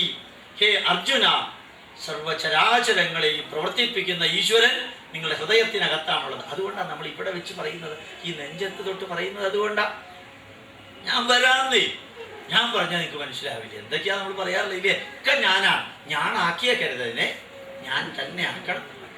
അപ്പോൾ ഞാൻ എന്ന വാക്ക് ആ ഈശ്വര ചൈതന്യത്തെ വിവരിക്കുന്ന 5 കോമ്പോണന്റ്, ഈ 5 സ്റ്റേറ്റ്മെന്റുകൾക്ക് അപ്പുറം ഭാരതത്തിൽ ഒരു ബേസിക് പ്യുവർ സ്പിരിച്വാലിറ്റി ഇല്ല. ഈ 5-ൽ നിന്ന് ഞാൻ അടുത്ത സ്റ്റെപ്പിലേക്ക് കയറുക. 1 പ്രജ്ഞാനം ബ്രഹ്മ. ഏത് വേദത്തിൻ്റെതാണെന്നറിയാം? അഹം ബ്രഹ്മാസ്മി യജുർവേദത്തിൻ്റെ, തത്വമസി സാമവേദത്തിൻ്റെ, അയമാത്മാ ബ്രഹ്മ അഥർവവേദത്തിൻ്റെ, അണോരണീയാൻ മഹതോ മഹീയാൻ ആത്മാ ഗുഹായാം നിഹിതോസ്യ ജന്തോ. ഇത്ര സ്പീഡിൽ സംസ്കൃതം പറയണമെന്നില്ല. എന്താ കാരണം? നമ്മൾ ഇന്ത്യക്കാരായ സ്ഥിതിക്ക് സംസ്കൃതം മനസ്സിലാക്കാൻ ബുദ്ധിമുട്ടാണ്. അണോരണീയാൻ മഹതോ മഹീയാൻ ആത്മാ ഗുഹായാം നിഹിതോസ്യ ജന്തോ. സർവചരാചരങ്ങളിലും പ്രവർത്തിക്കുന്ന ആ ചൈതന്യത്തെയാണ് അൾട്ടിമേറ്റ് ഡിവൈൻ പവർ എന്ന് ഭാരതീയർ വിവരിച്ചത്. അത് വേദാന്തത്തിൻ്റെ അവസാന ഭാഗം. ഇത് പ്യുവർ ആത്മീയത. ഇനി നമുക്ക് ഗുരുജിയിലേക്കും കൂടി ഒന്ന് വരാം. Applied spirituality. എന്താ അപ്ലൈഡ് സ്പിരിച്വാലിറ്റി? നമ്മളൊക്കെ കേട്ടിട്ടുണ്ട് chemistry applied chemistry, mathematics applied mathematics, അതുപോലെ തന്നെ നമ്മൾ ഫിസിക്സ് അപ്ലൈഡ് ഫിസിക്സ് എന്നൊക്കെ കേട്ടിട്ടുണ്ടാവും. മനസ്സിലായിട്ടുണ്ടാവില്ല, സാരമില്ല. ഇവിടെ നമുക്ക് സ്പിരിച്വാലിറ്റിയും അപ്ലൈഡ് സ്പിരിച്വാലിറ്റി ഉണ്ട്. എന്നാലോചിച്ച് നോക്കാം. അഹം ബ്രഹ്മാസ്മി, പ്യുവർ സ്പിരിച്വാലിറ്റി. തത്വമസി, നീയും അത് തന്നെയാണ്. അപ്പൊ ഞാനും നീയും തമ്മിലുള്ള ബന്ധം എന്താണ്? ഞാൻ ഏതാണോ അത് തന്നെയാണ് നീ. അപ്പൊ നമ്മൾ തമ്മിൽ എന്താ വ്യത്യാസം? വ്യത്യാസമൊന്നുമില്ല. ഒരു 10 ബക്കറ്റ് എടുത്തോളൂ, പ്ലാസ്റ്റിക് ബക്കറ്റ്. ഒരെണ്ണം കാവി കളർ, ഒരെണ്ണം ചുമപ്പ്, ഒരെണ്ണം പച്ച, ഒരു 3 കളറുള്ള ബക്കറ്റ്. അങ്ങനെയുള്ള ബക്കറ്റുകളെല്ലാം നമ്മൾ എടുത്തുകൊണ്ട് പോയി കഴിക്കാം. ഒരെണ്ണം വലുത്, ഒരെണ്ണം ചെറുത്. ചിലത് പൊട്ടിയിട്ടുണ്ട്, ചിലത് ലക്ഷം കഴിയുമ്പോൾ പൊട്ടിയിട്ടുണ്ട്. അങ്ങനെ പല തരത്തിലുണ്ടെന്ന് വിചാരിക്കാം. ഇതെല്ലാം എടുത്ത് നമ്മൾ കടലിലേക്ക് ഇറങ്ങാം. കടലിലേക്ക് ഇറങ്ങി കുറേശ്ശെ വെള്ളവുമായിട്ട് 10 ബക്കറ്റും കൊണ്ട് കരയിലേക്ക് വരുന്നു. എന്നിട്ട് ആ 10 ബക്കറ്റ് നിരത്തി വെക്കുന്നു. 10 ബക്കറ്റിലും കടലിലെ വെള്ളമുണ്ട്. പല നിറത്തിലുള്ള ബക്കറ്റ്, പല ടൈപ്പ് ബക്കറ്റ്, പല വോളിയമുള്ള ബക്കറ്റ്. അതുപോലെ തന്നെ ചിലത് പൊട്ടിയിട്ടുണ്ട്, ചിലത് കുഴപ്പമുണ്ട്. അങ്ങനെയുള്ള ബക്കറ്റുകൾ. എന്നിട്ട് ഈ ബക്കറ്റിനോട് നമ്മൾ ചോദിക്കാം, നിങ്ങൾ തമ്മിലുള്ള ബന്ധം എന്താണ് എന്ന് ചോദിച്ചെന്ന് വിചാരിക്കാം. ബക്കറ്റിനോട് നമ്മൾ ചോദിക്കുന്നു, what are the relationship among yourself? Are you the same? അവർ പറയും, ഞങ്ങൾ സെയിം അല്ല. പിന്നെ നിങ്ങൾ തമ്മിൽ എന്ത് ബന്ധപ്പെട്ടിരിക്കുന്നു, എങ്ങനെ ബന്ധപ്പെട്ടിരിക്കുന്നു? അടുത്ത ചോദ്യം ചോദിക്കുന്നു. അവിടെ നിങ്ങൾ കടലാണോ എന്ന് ചോദിക്കുന്നു. ഉടനെ ബക്കറ്റുകൾ ഉത്തരം പറയും, ഞങ്ങൾ കടലല്ല. പിന്നെ എന്താണ് നിങ്ങൾ? ഞങ്ങൾ ബക്കറ്റ് തന്നെയാണെങ്കിലും ഞങ്ങൾക്കകത്തുള്ളത് പരമമായ കടലിൻ്റെ അതേ വെള്ളമായ സ്ഥിതിക്ക് ഞങ്ങൾക്കകത്തുള്ളത് ഒരേ കോമ്പോണൻ്റ് ആണ് എന്ന് എക്സ്പ്ലെയിൻ ചെയ്യാൻ സാധിക്കും, അല്ലേ? ഞങ്ങൾക്കകത്തുള്ളത് ഒരേ മഹാസാഗരത്തിൻ്റെ അതേ വെള്ളമാണ്. ഏത് ലാബറട്ടറി കൊണ്ടുപോയിട്ട് ടെസ്റ്റ് ചെയ്താൽ നിങ്ങൾക്ക് കാണാൻ സാധിക്കും അതിൻ്റെ കോമ്പോസിഷൻ ഒന്ന് തന്നെയാണ്. ഈ അറ്റത്തുള്ള ബക്കറ്റിൻ്റെ വെള്ളവും ഈ അറ്റത്തുള്ള ബക്കറ്റിൻ്റെ വെള്ളവും. അപ്പോൾ എല്ലാ ബക്കറ്റിൻ്റെയും അകത്തുള്ള കണ്ടന്റ് മഹാസാഗരമായ ആ ഓഷ്യൻ്റെ അതേ കോമ്പോണൻ്റ് ആണെങ്കിൽ 10 ബക്കറ്റുകളും പരസ്പരം ബന്ധപ്പെട്ടിരിക്കുന്നു. എന്തുകൊണ്ട്? മഹാസാഗരത്തിൻ്റെ ചൈതന്യമാണ് അവയെ തമ്മിൽ ചേർക്കുന്നത്. അപ്പൊ എന്നെയും നിങ്ങളെയും തമ്മിൽ ചേർക്കുന്ന ചൈതന്യം ഏതാണ്? ഏത് പരമാത്മ ചൈതന്യത്തിന്റെ ഭാഗമായ ജീവാത്മ ചൈതന്യമാണോ എൻ്റെ ശരീരത്തിൽ പ്രവർത്തിക്കുന്നത്? മനസ്സിലാക്കാൻ ആർക്കെങ്കിലും ബുദ്ധിമുട്ടുണ്ട്? ആരും ഇതുവരെ കൂട്ടുവായ വിട്ടില്ല. മനസ്സിലാക്കാൻ ബുദ്ധിമുട്ടുണ്ടെങ്കിൽ അറിയിക്കുക. ഏത് പരമാത്മ ചൈതന്യമാണോ എന്നിൽ പ്രവർത്തിക്കുന്നത് ജീവാത്മാവിന്റെ രൂപത്തില്, അത് തന്നെയാണ് നിങ്ങളിലും പ്രവർത്തിക്കുന്നതെങ്കിൽ ഞാൻ എന്താ പ്രാർത്ഥിക്കേണ്ടത്? സർവേ ഭവന്തു സുഖിനഃ, സർവേ സന്തു നിരാമയാ, സർവേ ഭദ്രാണി പശ്യന്തു, മാ കശ്ചിത് ദുഃഖഭാഗ് ഭവേ. ദൈവാനുഗ്രഹം കൊണ്ട് ആരും ഇത് കേട്ട ലക്ഷണമില്ല.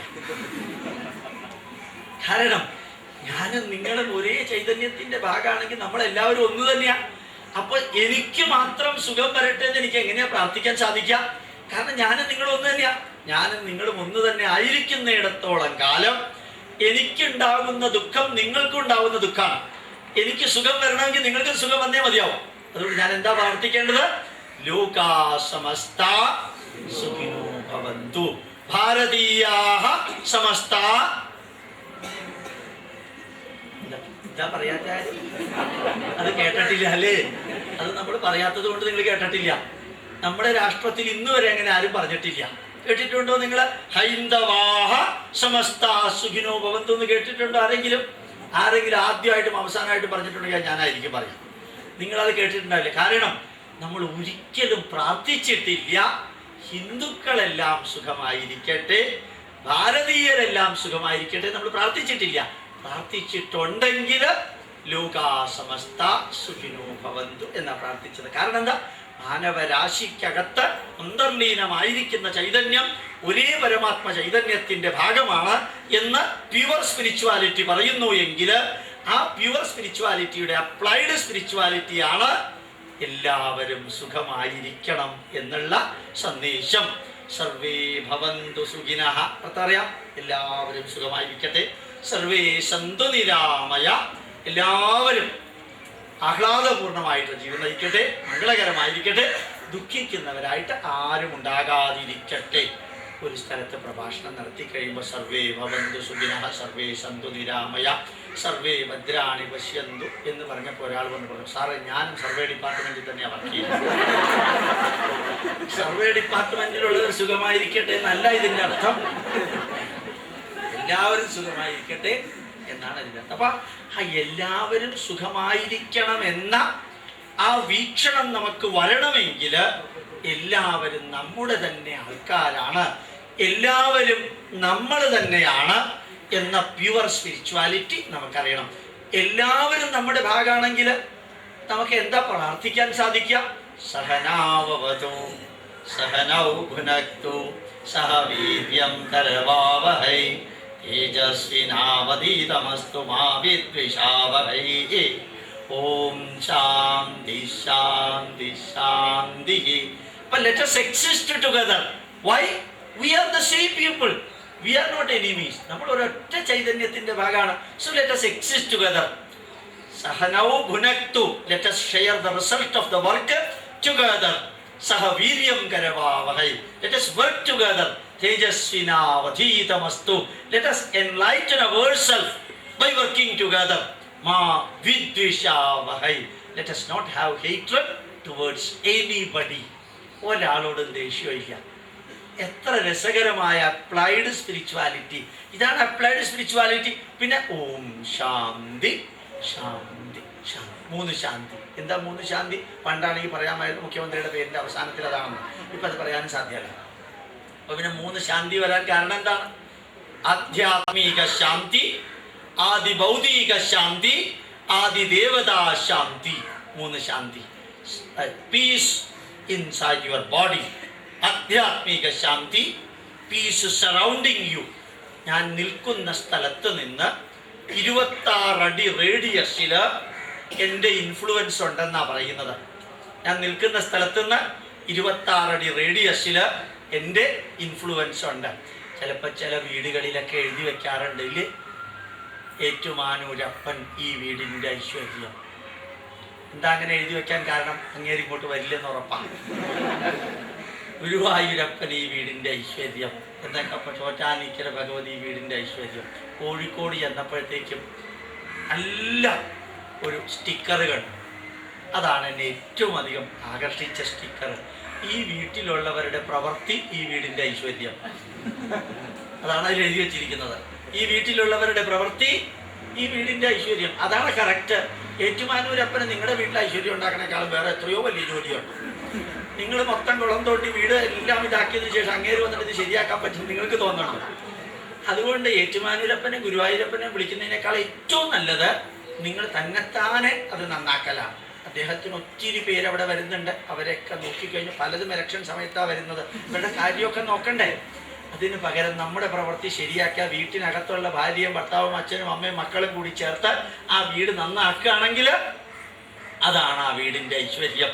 1000 വീടുകളിൽ ആ സ്റ്റിക്കർ ഒട്ടിച്ചിരിക്കുന്നത് കണ്ടത് എനിക്ക് വളരെ സന്തോഷം തോന്നി.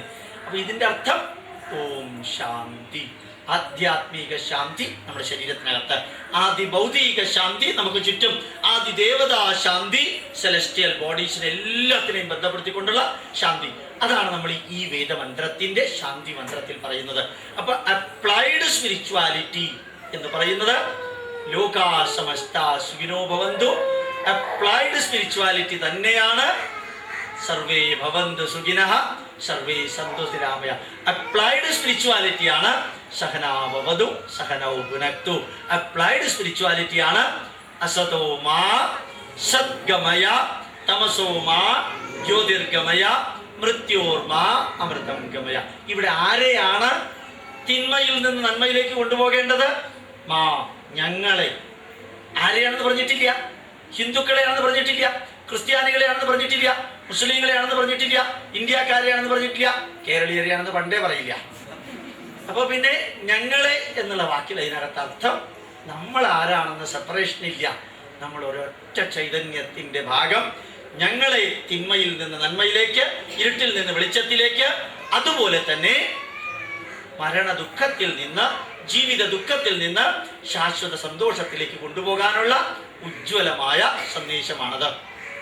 അതുപോലെ അപ്ലൈഡ് സ്പിരിച്വാലിറ്റിയാണ് ഭദ്രം കർണേഭി ശൃണുയാമ ദേവ ഭദ്രം പശ്യേമാക്ഷപര്യജത്രാഹ സ്ഥിരൈരംഗൈഹി തുഷ്ടുവാംസസ്തനൂഭിർവ്യശേമ ദേവഹീതം യദായുഹു.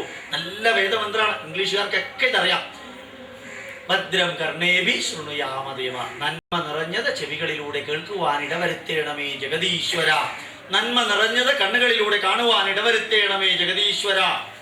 ആരോഗ്യമുള്ള അവയവങ്ങൾ കൊണ്ട് നിർമ്മിച്ചിരിക്കുന്ന ശരീരത്തിന് ആയുസ് ജഗദീശ്വരൻ കൽപ്പിച്ചിരിക്കുന്നിടത്തോളം കാലം നന്മ നിറഞ്ഞ പ്രവൃത്തികൾ ചെയ്യുവാൻ അനുഗ്രഹിക്കണമേ ജഗദീശ്വര.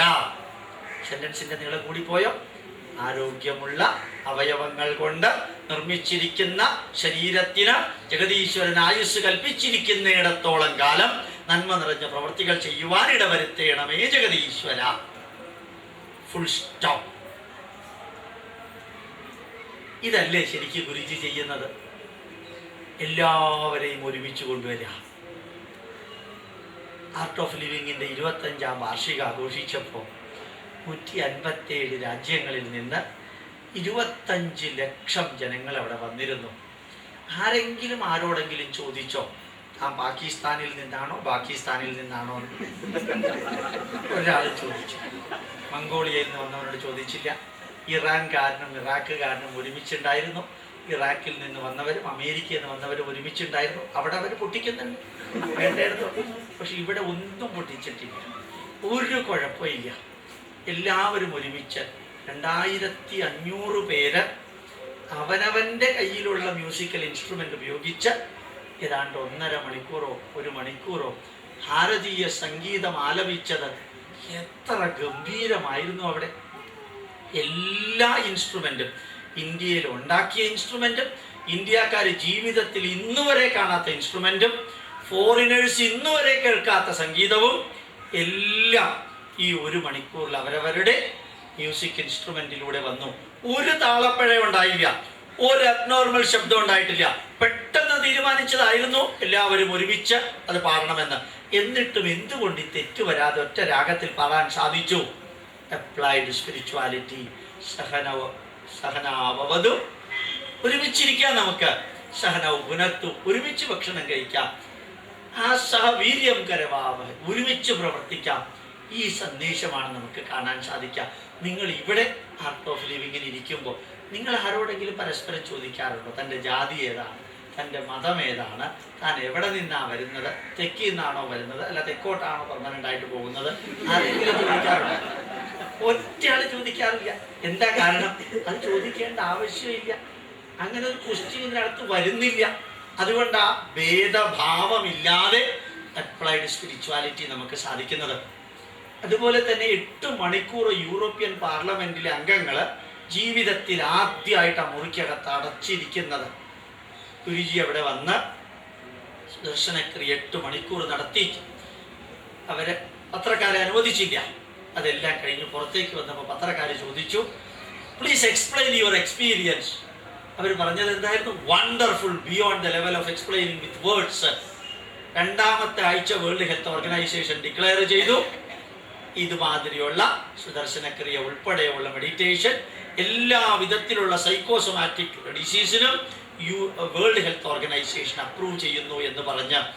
അപ്പോൾ ശരീരത്തിൻ്റെ നന്മയ്ക്ക് Om Shanti, peace inside your body, അത് യൂറോപ്യൻ പാർലമെന്റിലെ അംഗങ്ങൾക്ക് 8 മണിക്കൂർ മുറിക്കകത്ത് അടച്ചിരുന്ന് മനസ്സിലായപ്പോൾ അത് എവിടം വരെയും എക്കോ കൊണ്ടു എന്ന് നോക്കുക.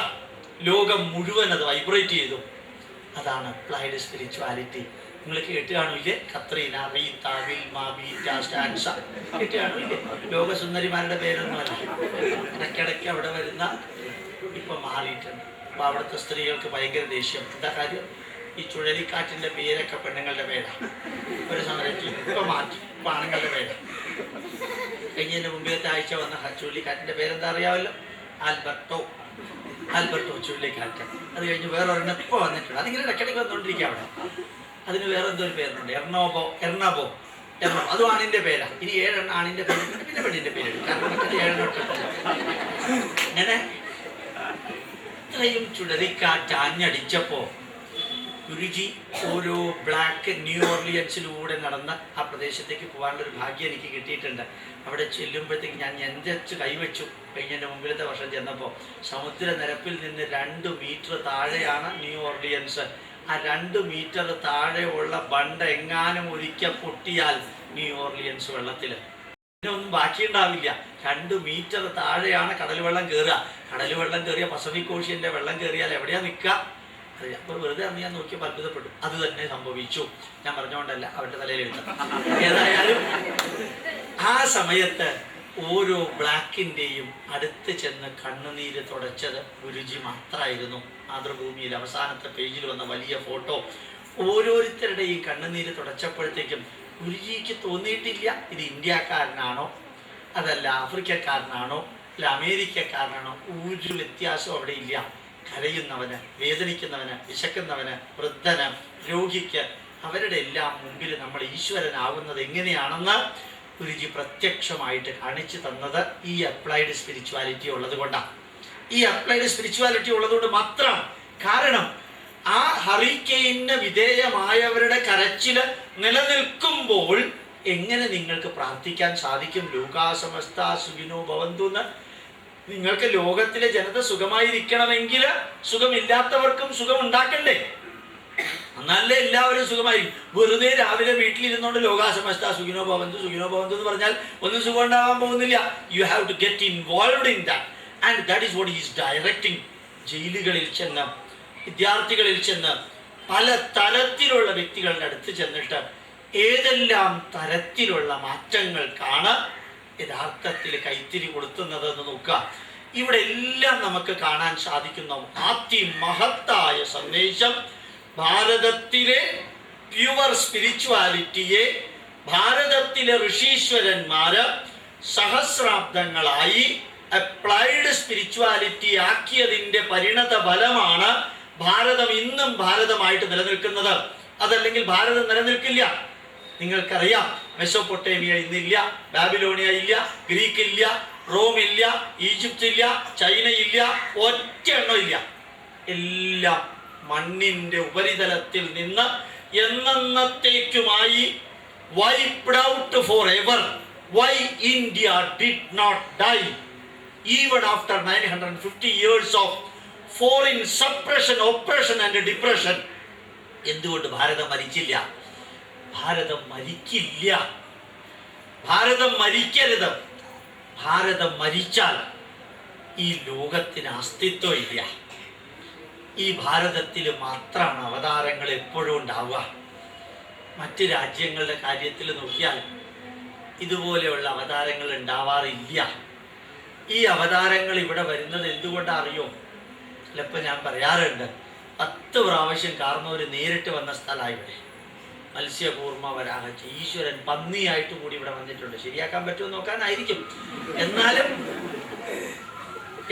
10 പ്രാവശ്യം നേരിട്ട് വന്നു. താൻ മാത്രം കൊണ്ട് ശരിയാവില്ലെന്ന് അറിഞ്ഞുകൊണ്ട് ഇതുമാതിരിയുള്ള അവതാരങ്ങളെ ഭൂമിയിലേക്ക് അയക്കാൻ. അവ എന്ന വാക്കിൻ്റെ അർത്ഥം താഴത്തേക്ക്. താരങ്ങൾ ജ്യോതിസ്വരൂപങ്ങൾ, അവതാരങ്ങൾ താഴത്തേക്ക് ഇറങ്ങി വരുന്ന ജ്യോതിസ്വരൂപങ്ങൾ. ജീവിതത്തെ മൊത്തം തത്വശാസ്ത്രവും ആത്മീയതയും പ്യുവർ സയൻസും അതുപോലെ ഭൗതിക നന്മകളും ഒരുമിച്ച് ചേർത്തുകൊണ്ട് കർമ്മനിരതരാകാൻ ആഹ്വാനം ചെയ്തവര് ഭാരതത്തിൽ എക്കാലത്തും ഉണ്ടായിരുന്നത് കൊണ്ടാണ് ഭാരതം ചത്തുപോകാത്തത്, ഭാരതം മരിച്ചു പോകാത്തത്. അല്ലെങ്കിൽ 950 വർഷത്തെ ഫോറിൻ ഇൻവേഷന് ശേഷവും ഭാരതം ഇന്നും ഇൻടാക്റ്റ് ആണ്. 25-30 ദിവസങ്ങൾക്ക് മുമ്പ് അമേരിക്കൻ പ്രസിഡന്റിന്റെ ഒരു നല്ല സന്ദേശം വായിക്കാനുള്ള ഇടയായി മാതൃഭൂമിയിൽ. I would like to advocate all the youths of America that they should follow the Indian youths. American യുവാക്കളോട് പ്രസിഡന്റ് പറഞ്ഞിരിക്കുകയാണ്. American president Bush. ഇതിന്റെ മലയാളത്തിലേക്ക് ട്രാൻസ്ലേറ്റ് ചെയ്താൽ അർത്ഥം എന്താണെന്ന് അറിയാമല്ലോ, വീട്ടിൽ ചെന്ന് ചെയ്താൽ മതി. ഏതായാലും അമേരിക്കൻ പ്രസിഡന്റ് പറഞ്ഞിരിക്കുകയാണ്, നിങ്ങൾ ഇന്ത്യൻ യുവാക്കളെ കണ്ടു പഠിക്കണമെന്ന്. ഭാരതത്തോട് പുച്ഛവും അവഹേളനവും ഭാരതത്തോട് ഒരു തരത്തിലും ബഹുമാനവും ഇല്ലാതിരുന്ന ഒരു രാജ്യത്തിന്റെ പ്രസിഡന്റ്, ചൈനീസ് പ്രസിഡന്റ് മുമ്പിലിരിക്കുമ്പോഴാണ് പറയുന്നത് അമേരിക്കൻ യുവാക്കൾ ഇന്ത്യൻ യുവാക്കളെ കണ്ടു പഠിക്കണമെന്ന്. എന്താ ഒരു മാറ്റമല്ലേ? അത്ഭുതം തോന്നാറുണ്ട്. എന്താ ഇതിന് കാരണം? ഈ നാട് മരിക്കില്ല. ഈ നാടിനെ മരിക്കാൻ ലോക ജനത അനുവദിക്കില്ല. സ്വാമി വിവേകാനന്ദൻ ചിക്കാഗോയിൽ നിന്ന് ഇറങ്ങിയതിനു ശേഷം അറിയണ്ടായി, ഒരു ജപ്പാൻകാരനെ ആക്ടിവേറ്റ് ചെയ്യാൻ, എനർജൈസ് ചെയ്യാൻ അയാളോട് പാട്രിയോട്ടിസം എന്ന വിഷയം എടുത്ത് സംസാരിച്ചാൽ മതി. ഫ്രഞ്ചുകാരനെ ആക്ടിവേറ്റ് ചെയ്യാൻ ബ്യൂട്ടിയെ കുറിച്ച് സംസാരിച്ചാൽ മതി.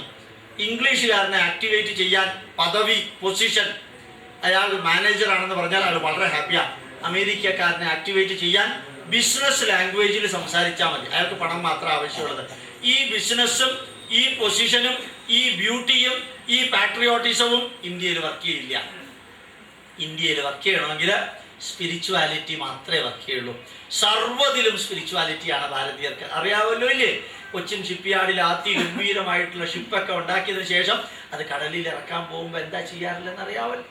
കിഴക്ക് വശത്തൊരു തൂശനില വെച്ചിട്ട് അതിൽ മലരും അവലും ഒക്കെ വെച്ചിട്ട് 5 തിരിയുള്ള വിളക്ക് കത്തിച്ചതിന് ശേഷം ഒരു ചട്ടി എടുത്തതിന് ശേഷം അതിൽ കർപ്പൂരം വെച്ചിട്ട് ഈ കപ്പലിനെ ഒഴിയും. ഈ കപ്പലിനെ ഒഴിയ എന്തൊരു അത്ഭുതമല്ലേ! ആരെങ്കിലും അമേരിക്കക്കാരനൊക്കെ കണ്ടു കഴിഞ്ഞാൽ what a nonsense and useless you are doing, you are ഒഴിയിങ് ദ കപ്പൽ, വൈ എന്നല്ലേ പറയുള്ളൂ.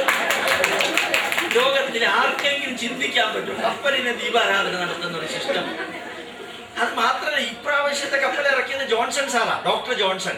അദ്ദേഹമാണ് അത് ഇറക്കിയത്. അവിടെ മുസ്ലിം ആണോ മുകളിൽ, ക്രിസ്ത്യാനിയാണോ മുകളിൽ, ഹിന്ദു ആണോ മുകളിൽ, ഇതൊന്നുമല്ല ഇമ്പോർട്ടൻ്റ്. ആ കപ്പലിനകത്ത് സ്പിരിച്വാലിറ്റി കാണാൻ സാധിക്കാം. നാസയിലേക്ക് പോകാനുള്ള ഒരു ഭാഗ്യം എനിക്ക് കഴിഞ്ഞ പ്രാവശ്യം കിട്ടിയിരുന്നു. അവിടെ ചെന്നപ്പോഴത്തേക്ക് എനിക്ക് അത്ഭുതം തോന്നിയിരുന്നു. അവരോട് ചോദിച്ചിരുന്നു റോക്കറ്റ് വിടുന്നത് എങ്ങനെയാണെന്നൊക്കെ ചോദിച്ചു. You know, before launching the rocket we do Ganapathi homam. നാസയിൽ ഗണപതി ഹോമം ആരാ ചെയ്യണറിയോ? നമ്മുടെ രാഹുൽ ദ്രാവിഡ്, ക്രിക്കറ്റ് താരത്തിന്റെ ബ്രദർ നാരായൺ ദ്രാവിഡ്. അദ്ദേഹം അവിടെ സീനിയർ ഡെപ്യൂട്ടി ഡയറക്ടർ. അദ്ദേഹത്തിന്റെ വീട്ടിലാണ് ഞാൻ താമസിച്ചത്. ഈ നാരായൺ ദ്രാവിഡ് ആണ് ഇവിടെ ഗണപതി ഹോമം നടത്തുന്നത്. ഞാൻ അമേരിക്കക്കാരോട് ചോദിച്ചു, before launching the rocket you are doing such a superstition, such a thing, Ganapathi homam. അവർ പറയാം we take good from everywhere. നല്ലത് എവിടെ ഉണ്ടെങ്കിലും ഞങ്ങൾ സ്വീകരിക്കുക. അതാണ് ഗണപതി ഹോമം നടത്തുക. എന്നിട്ട് അയാൾ പറഞ്ഞെന്താ അറിയാം? The rocket going up comes down millions of dollars. Ganapathi ഹോമം $25 ഗണപതി ഹോമത്തിന് $25 താനേ, പ്രശ്നമൊന്നും ഇല്ലല്ലോ. ഈ സാധനം തിരിച്ചു വന്നാലുള്ള എമൗണ്ട് എത്രയാ പോണത്? ഗണപതി അല്ലെങ്കിൽ അവരുടെ ആ മെന്റാലിറ്റി ആലോചിച്ചു. ഈ സ്പിരിച്വാലിറ്റി അവിടേക്ക് എത്തിയിട്ടുണ്ട്. യഥാർത്ഥത്തിൽ ഈ സ്പിരിച്വാലിറ്റി എന്ന കൺസെപ്റ്റ് ഭാരതീയനാണ് എല്ലാ സ്ഥലത്തും. ആയുധ പൂജയുടെ അന്ന് ഇന്ത്യയിലുള്ള 480 ലാബറട്ടറികളിലും കമ്പ്യൂട്ടർ പൂജിക്കും. ഇപ്പൊ അതേ കാര്യം അമേരിക്കയിൽ ക്ലീവ്ലാൻഡ് യൂണിവേഴ്സിറ്റിയിലായിരുന്നു കഴിഞ്ഞ വർഷം ഞാൻ ഉണ്ടായിരുന്നത്. ഈ ആയുധ പൂജ ദിവസം ക്ലീവ്ലാൻഡ് യൂണിവേഴ്സിറ്റി എല്ലാ കമ്പ്യൂട്ടറും പൂജിക്കുന്നുണ്ട്.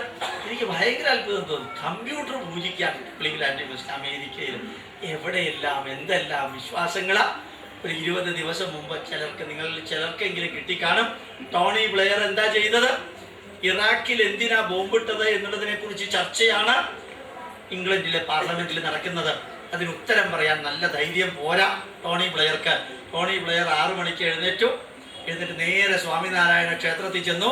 അവിടെ ചെന്ന് പാലെടുത്ത് മഹാവിഷ്ണുവിന് അഭിഷേകം നടത്തി 3 പ്രദക്ഷിണം വെച്ചു. പൂജാരി ഒരു ചുവന്ന ചരട് കെട്ടിക്കൊടുത്തു, ഒരു ഉഗ്രൻ ചരട്. ആ ചരടും കെട്ടി ഫുൾ സ്ലീവ് ഷർട്ടിട്ട് നേരെ പാർലമെന്റിലേക്ക് വന്നു. പാർലമെന്റിൽ വന്ന് ധൈര്യമായിട്ട് പ്രസംഗിച്ചതിന്റെ തീവ്രത കൂടിയപ്പോൾ ഈ ബട്ടൺസ് പൊട്ടിയാൽ അങ്ങ് താഴത്തേക്ക് വന്നു. ഇപ്പൊ ഈ ചുവന്ന ചരട് കാണാം. വാഷിംഗ്ടൺ ജേണലും സൗത്ത് വാൾ സ്ട്രീറ്റ് ജേണലും ന്യൂയോർക്ക് ജേണലും ടൈംസും ബ്രിട്ടീഷ് പത്രങ്ങളും എല്ലാം ഇത് മാത്രം കാണിച്ചുകൊണ്ട് a Hindu thread for protecting Blair in parliament ഉപയോഗിച്ച വാക്കാണ്. വലിയ ഫ്രണ്ട് പേജിൽ അത് തന്നെയാ ഇമെയിൽ അയച്ചിരുന്ന എല്ലാവർക്കും, ഇന്റർനെറ്റിൽ അയച്ചിരുന്നത്. അത് ടോണി ബ്ലെയർ വീട്ടിൽ നിന്ന് ഇറങ്ങുന്നത്, അമ്പലത്തിൽ കയറുന്നത്, പ്രദക്ഷിണം വെക്കുന്നത്, അഭിഷേകം ചെയ്യുന്നത്, ചുവന്ന ചരട് കെട്ടുന്നത്, പാർലമെന്റിൽ സംസാരിക്കുമ്പോൾ കയ്യിൽ ബട്ടൺസ് പൊട്ടി ചുവന്ന ചരട് കാണുന്നത്. 5 ചിത്രങ്ങളാണ് കൊടുത്തിരുന്നത്, നല്ല ചിത്രങ്ങൾ. അപ്പോൾ A Hindu thread for protecting Blair in parliament. ആ ടൈറ്റിലിന്റെ അർത്ഥം നോക്കുക.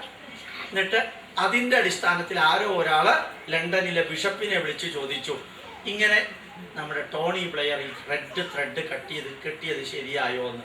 ബിഷപ്പ് പറഞ്ഞു, if somebody is tying that in my hand I will also accept it. ബിഷപ്പും പറഞ്ഞത് തന്നെ.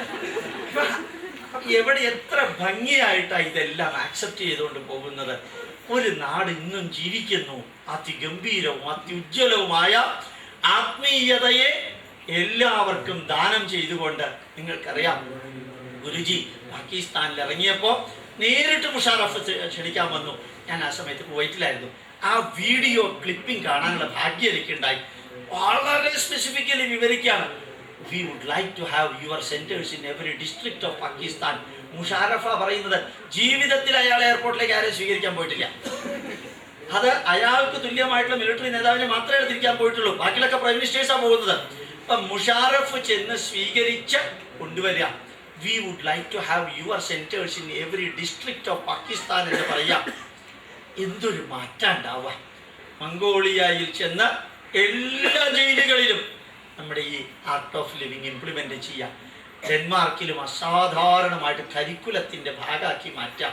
കഴിഞ്ഞതിൻ്റെ മുമ്പിലത്തെ ആഴ്ചയിൽ സൗത്ത് ആഫ്രിക്കൻ പാർലമെൻറ്റിൽ സംസാരിക്കാം. ലോകത്തിൽ എവിടെ ചെന്നാലും നമ്മളുടെ ഈ അവതാരങ്ങളുടെ ഗുരുജി ഉൾപ്പെടെയുള്ളവരുടെ ഗുരുജിയുടെ സന്ദേശം, ഗുരുജിയുടെ ധ്യാനം, ഗുരുജിയുടേതായ മെത്തേഡുകൾ ഇത് ജീവിതത്തിൽ പകർത്തുന്നത് ക്രിസ്ത്യാനിയെന്നോ മുസ്ലിമെന്നോ ജൂതനെന്നോ ഒരു വ്യത്യാസവുമില്ലാതെ ജനങ്ങൾ എടുക്കുന്നതിനുള്ള കാരണം പരമപവിത്രമായ ഭാരതത്തിൻ്റെ 10,000 വർഷത്തെ അസ്തിത്വത്തിൻ്റെ അതേ സന്ദേശമാണ് ഗുരുജി ഇന്ന് നൽകുന്നത്. അത് സ്വീകരിക്കാൻ നമുക്ക് സാധിക്കുന്നു, അത് ജീവിതത്തിൽ പകർത്താൻ സാധിക്കുന്നു. എന്നും എനിക്ക് നിങ്ങളോട് പറയാനുള്ളത്, ദൂരെ മാറി നിൽക്കുന്ന ഒരു വ്യക്തി എന്നുള്ള രീതിയിലാണ് ഇപ്രാവശ്യം ഗുരുജി വരുമ്പോഴത്തേക്കും എന്നെ എറണാകുളത്ത് നിന്ന് വിളിച്ചിരുന്നു. റിസപ്ഷൻ കമ്മിറ്റിയിൽ ഉണ്ടാകണം. ഞാൻ തൊഴുതുകൊണ്ട് വന്നു. എന്തിലും ഞാൻ ഉണ്ടാവും. റിസപ്ഷൻ കമ്മിറ്റിയിൽ ഇടാൻ പാകത്തിനുള്ള എന്നെ സ്വാഗതം ചെയ്തപ്പോൾ പറഞ്ഞിരുന്നു, ഇയാൾ വിജ്ഞാനത്തിൻ്റെ ഭണ്ഡാരോ എന്തോ ആണ്. ഇതൊന്നുമല്ല. കാരണം ഈ മഹാസാഗരം മാതിരിയുള്ള പൈതൃകത്തിൻ്റെ അറിവിൻ്റെ 1/4 ബക്കറ്റ് വെള്ളവും കൊണ്ട് നടക്കുന്ന, അറിവും കൊണ്ട് നടക്കുന്ന ഒരു മനുഷ്യൻ എങ്ങനെയാ വിജ്ഞാനത്തിൻ്റെ ഭണ്ഡാരാവുക? സാധ്യമല്ല. 10 ജന്മം പഠിച്ചാലും ഒരു മൂലയ്ക്കെത്താൻ സാധ്യമല്ല ഭാരതീയ പൈതൃകത്തിൻ്റെ അറിവ്. അതുകൊണ്ട് ഋഗ്വേദം, യജുർവേദം, സാമവേദം, അഥർവവേദം, ശിക്ഷ, നിരുക്തം, വ്യാകരണം, ചന്ദ്രശാസ്ത്രം, കൽപ്പശാസ്ത്രം, ജ്യോതിഷം ഈ 10 പഠിച്ചത് കൊണ്ടാണ് രാവണന് 10 തലയുണ്ടെന്ന് പറയുന്നത്. അയാൾക്ക് ശരിക്കും 10 തലയില്ല. അയാൾ 10 തല ഉണ്ടായിരുന്നെങ്കിൽ റബ്കോ കിടക്കയിൽ അങ്ങേര് എങ്ങനെ കിടക്കാൻ പറ്റുമോ? 10 തല ഉണ്ടായിരുന്നെങ്കിൽ നിങ്ങൾക്ക് കിടക്കാൻ സാധ്യത. അങ്ങനെ 10 തലയില്ല. പിന്നെ ദശമുഖൻ എന്ന് പറയാൻ കാരണം എന്താ? 10 തലയുടെ കപ്പാസിറ്റി ഉള്ള വ്യക്തി. എന്നിട്ട് രാവണൻ ഉച്ചയ്ക്ക് ഊണ് കഴിഞ്ഞ് ഉറക്കം വരാതിരിക്കാൻ ആയുർവേദ ഗ്രന്ഥങ്ങൾ എഴുതിയിരുന്നു. ആ രാവണ കൃതികളായ ആയുർവേദ ഗ്രന്ഥങ്ങളാണ് ഇന്ന് ബനാറസ് ഹിന്ദു യൂണിവേഴ്സിറ്റിയുടെ കീഴിലുള്ള 15ഓളം ആയുർവേദ കോളേജുകളിൽ പഠിപ്പിക്കുന്നത്. രാവണ കൃതികളായ ആയുർവേദ ഗ്രന്ഥങ്ങളാണ് പഠിപ്പിക്കുന്നത്. അപ്പൊ 10 തല എന്ന് പറയുമ്പോൾ കപ്പാസിറ്റിയാ. അത് നമ്മളെങ്ങാനുമൊക്കെ പഠിക്കാൻ പോയി കഴിഞ്ഞാൽ തിരുവനന്തപുരത്തുകാരുടെ ഭാഷയിൽ പറഞ്ഞ തൻ്റെ കാര്യം പോക്കാണ്. നമ്മുടെ കാര്യം സാധ്യമല്ല. അത്രയും അറിയും. ഒരു വേദം പഠിക്കണം. 3,97,586 അക്ഷരമുള്ള അതിനെ 1,93,516 വാക്കുകളാക്കിയിട്ട് ഇടത്തോട്ടും വലത്തോട്ടും ഉദാത്തം, അനുദാത്തം, സ്വരിതം, രേപം, ഹ്രസ്വം, പ്രചേയം, അനുനാസിക, കമ്പം, ദീർഘകമ്പം, പ്ലുതം 10 ശ്രുതിയോടുകൂടിയാണ് വേദം ചൊല്ലേണ്ടത്. ഇത് പഠിക്കാൻ തന്നെ എത്ര കാലം വേണ്ടി വരും? അപ്പം അത് കഴിഞ്ഞ് അതിൻ്റെ അർത്ഥം പഠിച്ച്, അതിൻ്റെ വ്യാകരണം പഠിച്ച്, അതിൻ്റെ നിരുക്തം പഠിച്ച്, അതിൻ്റെ ചന്ദ്രശാസ്ത്രം പഠിച്ച്, അതിൻ്റെ ആചാരങ്ങൾ പഠിച്ച് വരുമ്പോഴത്തേക്കും 10 ജന്മം കഴിഞ്ഞാലും ഉറങ്ങിക്കിടക്കുന്ന സിംഹത്തിൻ്റെ വാലിൻ്റെ അറ്റത്തുള്ള രോമത്തിൻ്റെ അറ്റത്ത് തൊടാൻ പോലും നമുക്ക് സാധ്യമല്ല. അതാണ് ഭാരതത്തിൻ്റെ അറിവ്. ആ അറിവ് ഈ രാഷ്ട്രത്തിൽ നിലനിൽക്കുന്നിടത്തോളം കാലം ഈ നാട് മരിക്കില്ല. അതിൻ്റെ അവകാശികളാണ് നിങ്ങൾ. ഭാരതത്തിലെ 108 കോടി ജനതയുടെ അവകാശമാണ് ഭാരതത്തിൻ്റെ അറിവ്. അതിൽ ജാതിയുടെയോ മതത്തിൻ്റെയോ പ്രായത്തിൻ്റെയോ ലിംഗത്തിൻ്റെയോ ദേശത്തിൻ്റെയോ ആചാര സംഹിതയുടെയോ വ്യത്യാസമില്ലാതെ ലോകമെമ്പാടും എത്തിക്കാൻ സാധിക്കണമെങ്കിൽ ആ ഉജ്ജ്വലമായ കർമ്മം നമുക്കുണ്ടാകണം. എന്നും എന്നും ചിന്തിക്കുക. ആര് ഗുരുജിയെ പരിചയപ്പെടുത്തുമ്പോഴും ഞാൻ പറയാറുണ്ട്, അതുപോലെ സത്യസായി ബാബയെ പരിചയപ്പെടുത്തുമ്പോഴും അമൃതാനന്ദമയ്യെ പരിചയപ്പെടുത്തുമ്പോഴും അവർ ചെയ്യുന്ന ലോകത്തിലുള്ള നന്മകൾ ഒരാളെ കേൾപ്പിക്കുക. പലപ്പോഴും നമ്മൾ ഗുരുജിയെ പരിചയപ്പെടുത്തുന്നു. ഗുരുജിയെ പരിചയപ്പെടുത്താൻ ഏറ്റവും എളുപ്പം ഗുരുജി ലോകമെമ്പാടും ചെയ്യുന്ന പ്രവൃത്തി പരിചയപ്പെടുത്തുമ്പോഴാണ്. അപ്പോഴാണ് ജനങ്ങൾക്ക് സ്റ്റണ്ടടിച്ച് നിൽക്കുന്നത്. ഇന്നലെ നമ്മൾ ഏവൂര് എന്ന് പറയുന്ന സ്ഥലത്ത് ഹരിപ്പാട് അവിടെ ഒരു പ്രഭാഷണം നടത്തി പോയിരുന്നു. അവിടെ രാവിലെ കുറേ പേര് വന്നു. കുറേ പേർക്ക് എന്ത് പുച്ഛാണെന്നറിയാം അമൃതാനന്ദമയോട്, എന്ത് പുച്ഛാണ് സായിബാബയോട്, എത്ര പുച്ഛമാണ് ഗുരുജിയോട്. ഇവരിതൊന്നും പോയിട്ടുമില്ല വന്നിട്ടുമില്ല. അപ്പം ഇതെല്ലാം കഴിഞ്ഞപ്പോഴത്തേക്ക് ഞാൻ അവരോട് പറയുകയുണ്ടായി, പലതരത്തിലുള്ള മലയാള വാക്കുകളുണ്ട്. ബദ്ധപ്പാട് എന്ന് കേട്ടിട്ടുണ്ടല്ലോ ഇല്ലേ? ബദ്ധപ്പാട്, കഷ്ടപ്പാട്, അതുമാതിരി ഒരു പാടാണ് ഹരിപ്പാട്. കാരണം എന്താ അറിയാം, ഒരെണ്ണം മനസ്സ് തുറന്നൊന്ന് ചിന്തിക്കണില്ല. എന്താ ഇതൊന്ന് പോയി അറിഞ്ഞാൽ എന്താ കുഴപ്പം? ഹരിപ്പാടുകാർ ആരെങ്കിലും ഇവിടെ ഉണ്ടോ? അതായത് ഔട്ട്റൈറ്റ് നിഷേധാത്മകത, ഔട്ട്റൈറ്റ് നിഷേധാത്മകത. ഞാൻ അവരെ ഇരുത്തിയിട്ട് അവരോട് പറഞ്ഞു, നിങ്ങൾ എന്തെങ്കിലും ഗുരുജിയെ കുറിച്ചോ ആരെങ്കിലും കുറിച്ച് പറയുമ്പോൾ ഒന്ന് പഠിച്ചതിന് ശേഷം പറയും. അത് പഠിക്കേണ്ട കാര്യമൊന്നുമില്ല സാർ, അതൊന്നും ശരിയാവില്ലേ സാർ. അത് ഞാൻ പഠിക്കുകയില്ല, അതിനെക്കുറിച്ച് നല്ലത് പറയുകയില്ല. ഇതുപോലെ ഉള്ളവരാണ് യമധർമ്മരാജാവ് പോലും വിളിക്കാതിരിക്കുന്നത്. എന്താ കാരണം? അവിടെ പോലും ശല്യം. അപ്പൊ ശരിക്കും നമ്മളുടെ മനസ്സ് എന്നും തുറന്നിരിക്കാനും 5 കാര്യം: നന്മകൾ കേൾക്കാൻ, നന്മകൾ കേൾപ്പിക്കാൻ, നന്മകൾ കാണാൻ, നന്മകൾ കാണിപ്പിക്കാൻ, നന്മകൾ സംസാരിക്കാൻ, നന്മകൾ സംസാരിപ്പിക്കാൻ, നന്മകൾ ചിന്തിക്കാൻ, നന്മകൾ ചിന്തിപ്പിക്കാൻ, നന്മകൾ പ്രവർത്തിക്കാൻ, നന്മകൾ പ്രവർത്തിപ്പിക്കാൻ. 5 × 2 10. ഈ കാര്യം നമുക്ക് സാധിക്കണം. ആരെങ്കിലും നിങ്ങളോട് എന്തെങ്കിലും പറയുന്നുണ്ടെങ്കിൽ നെഗറ്റീവായിട്ട്, നിങ്ങൾ കേൾക്കാനുള്ളത് കൊണ്ടാണ് അയാൾ പറയുന്നത്. ആവശ്യമില്ലാത്തത് കേൾക്കാതിരിക്കുക. ആർട്ട് ഓഫ് ലിവിങ്ങും അതുപോലെ സുദർശനക്രിയയും കർമ്മനിരതമായ 100 കണക്കിന് പരിപാടികളും ആവിഷ്കരിച്ചു പോകുമ്പോൾ അതിൻ്റെ ഡിഗ്നിറ്റി നിലനിർത്തിക്കൊണ്ട്, അതിൻ്റെ ഉഗ്രമായ വശ്യത, ഉജ്ജ്വലമായ വശ്യത നിലനിർത്തിക്കൊണ്ട്, നമ്മളുടെ ഭാഗത്ത് നിന്ന് അനാവശ്യമായിട്ടുള്ളത് കേൾക്കാൻ നമ്മളുണ്ടാവില്ല, ആവശ്യമില്ലാത്തത് കാണാൻ നമ്മളുണ്ടാവില്ല, ഒരു കാരണവശാലും ആവശ്യമില്ലാത്തത് സംസാരിക്കാൻ നമ്മളുണ്ടാവില്ല. പല സംഘടനയിലും പൊളിറ്റിക്സ് ഉണ്ട്, പല സംഘടനയിലും ചീപ്പ് കോൺവെർസേഷൻ ഉണ്ട്, പല സംഘടനയിലും നമ്മളെയും മറ്റുള്ളവരെയും താഴ്ത്തുന്ന പലതുമുണ്ട്. ചിലപ്പോൾ നമുക്ക് തന്നെ അഹംഭാവമൊക്കെ തോന്നാറുണ്ട്, നമ്മൾ എന്തൊക്കെയോ ആണെന്ന്. അതിന് ഗുരുജിയുടെ തന്നെ ഒരു അനുഭവം പറയാറുണ്ട്. ടാറ്റ കമ്പനിയിലെ മാനേജിങ് ഡയറക്ടർ ബാംഗ്ലൂർ ഗുരുജിയെ കാണാൻ വന്നപ്പോഴത്തേക്കും അദ്ദേഹം പറഞ്ഞ വരി അറിയാമല്ലോ നിങ്ങൾക്ക് എല്ലാവർക്കും. Full of tension, I am worried so much about it, I want solution for that എന്ന് പറഞ്ഞാൽ ഗുരുജിയുടെ അടുത്ത് വന്നത്. ഭയങ്കര ടെൻഷനാണെന്ന് പറഞ്ഞുകൊണ്ടാണ് വന്നത്. ഗുരുജി എന്താ ചോദിച്ചത്? Good tension, you have got mobile phone with you? Yeah, give to. Mobile phone തരാം. ഇങ്ങനെ വിചാരിച്ചാണ് അത് പോയിന്ന്. ഏതായാലും മൊബൈൽ ഫോൺ എടുത്ത് സെക്രട്ടറിയുടെ കൈപ്പുറത്തിന് അവിടെ ഇരുന്നോളാൻ പറഞ്ഞു. പായ പോലും ഇല്ലാതെ പച്ച നിലത്തിലിരുത്തി. എന്നിട്ട് ഗുരുജി എഴുന്നേറ്റ് പോവുകയും ചെയ്തു.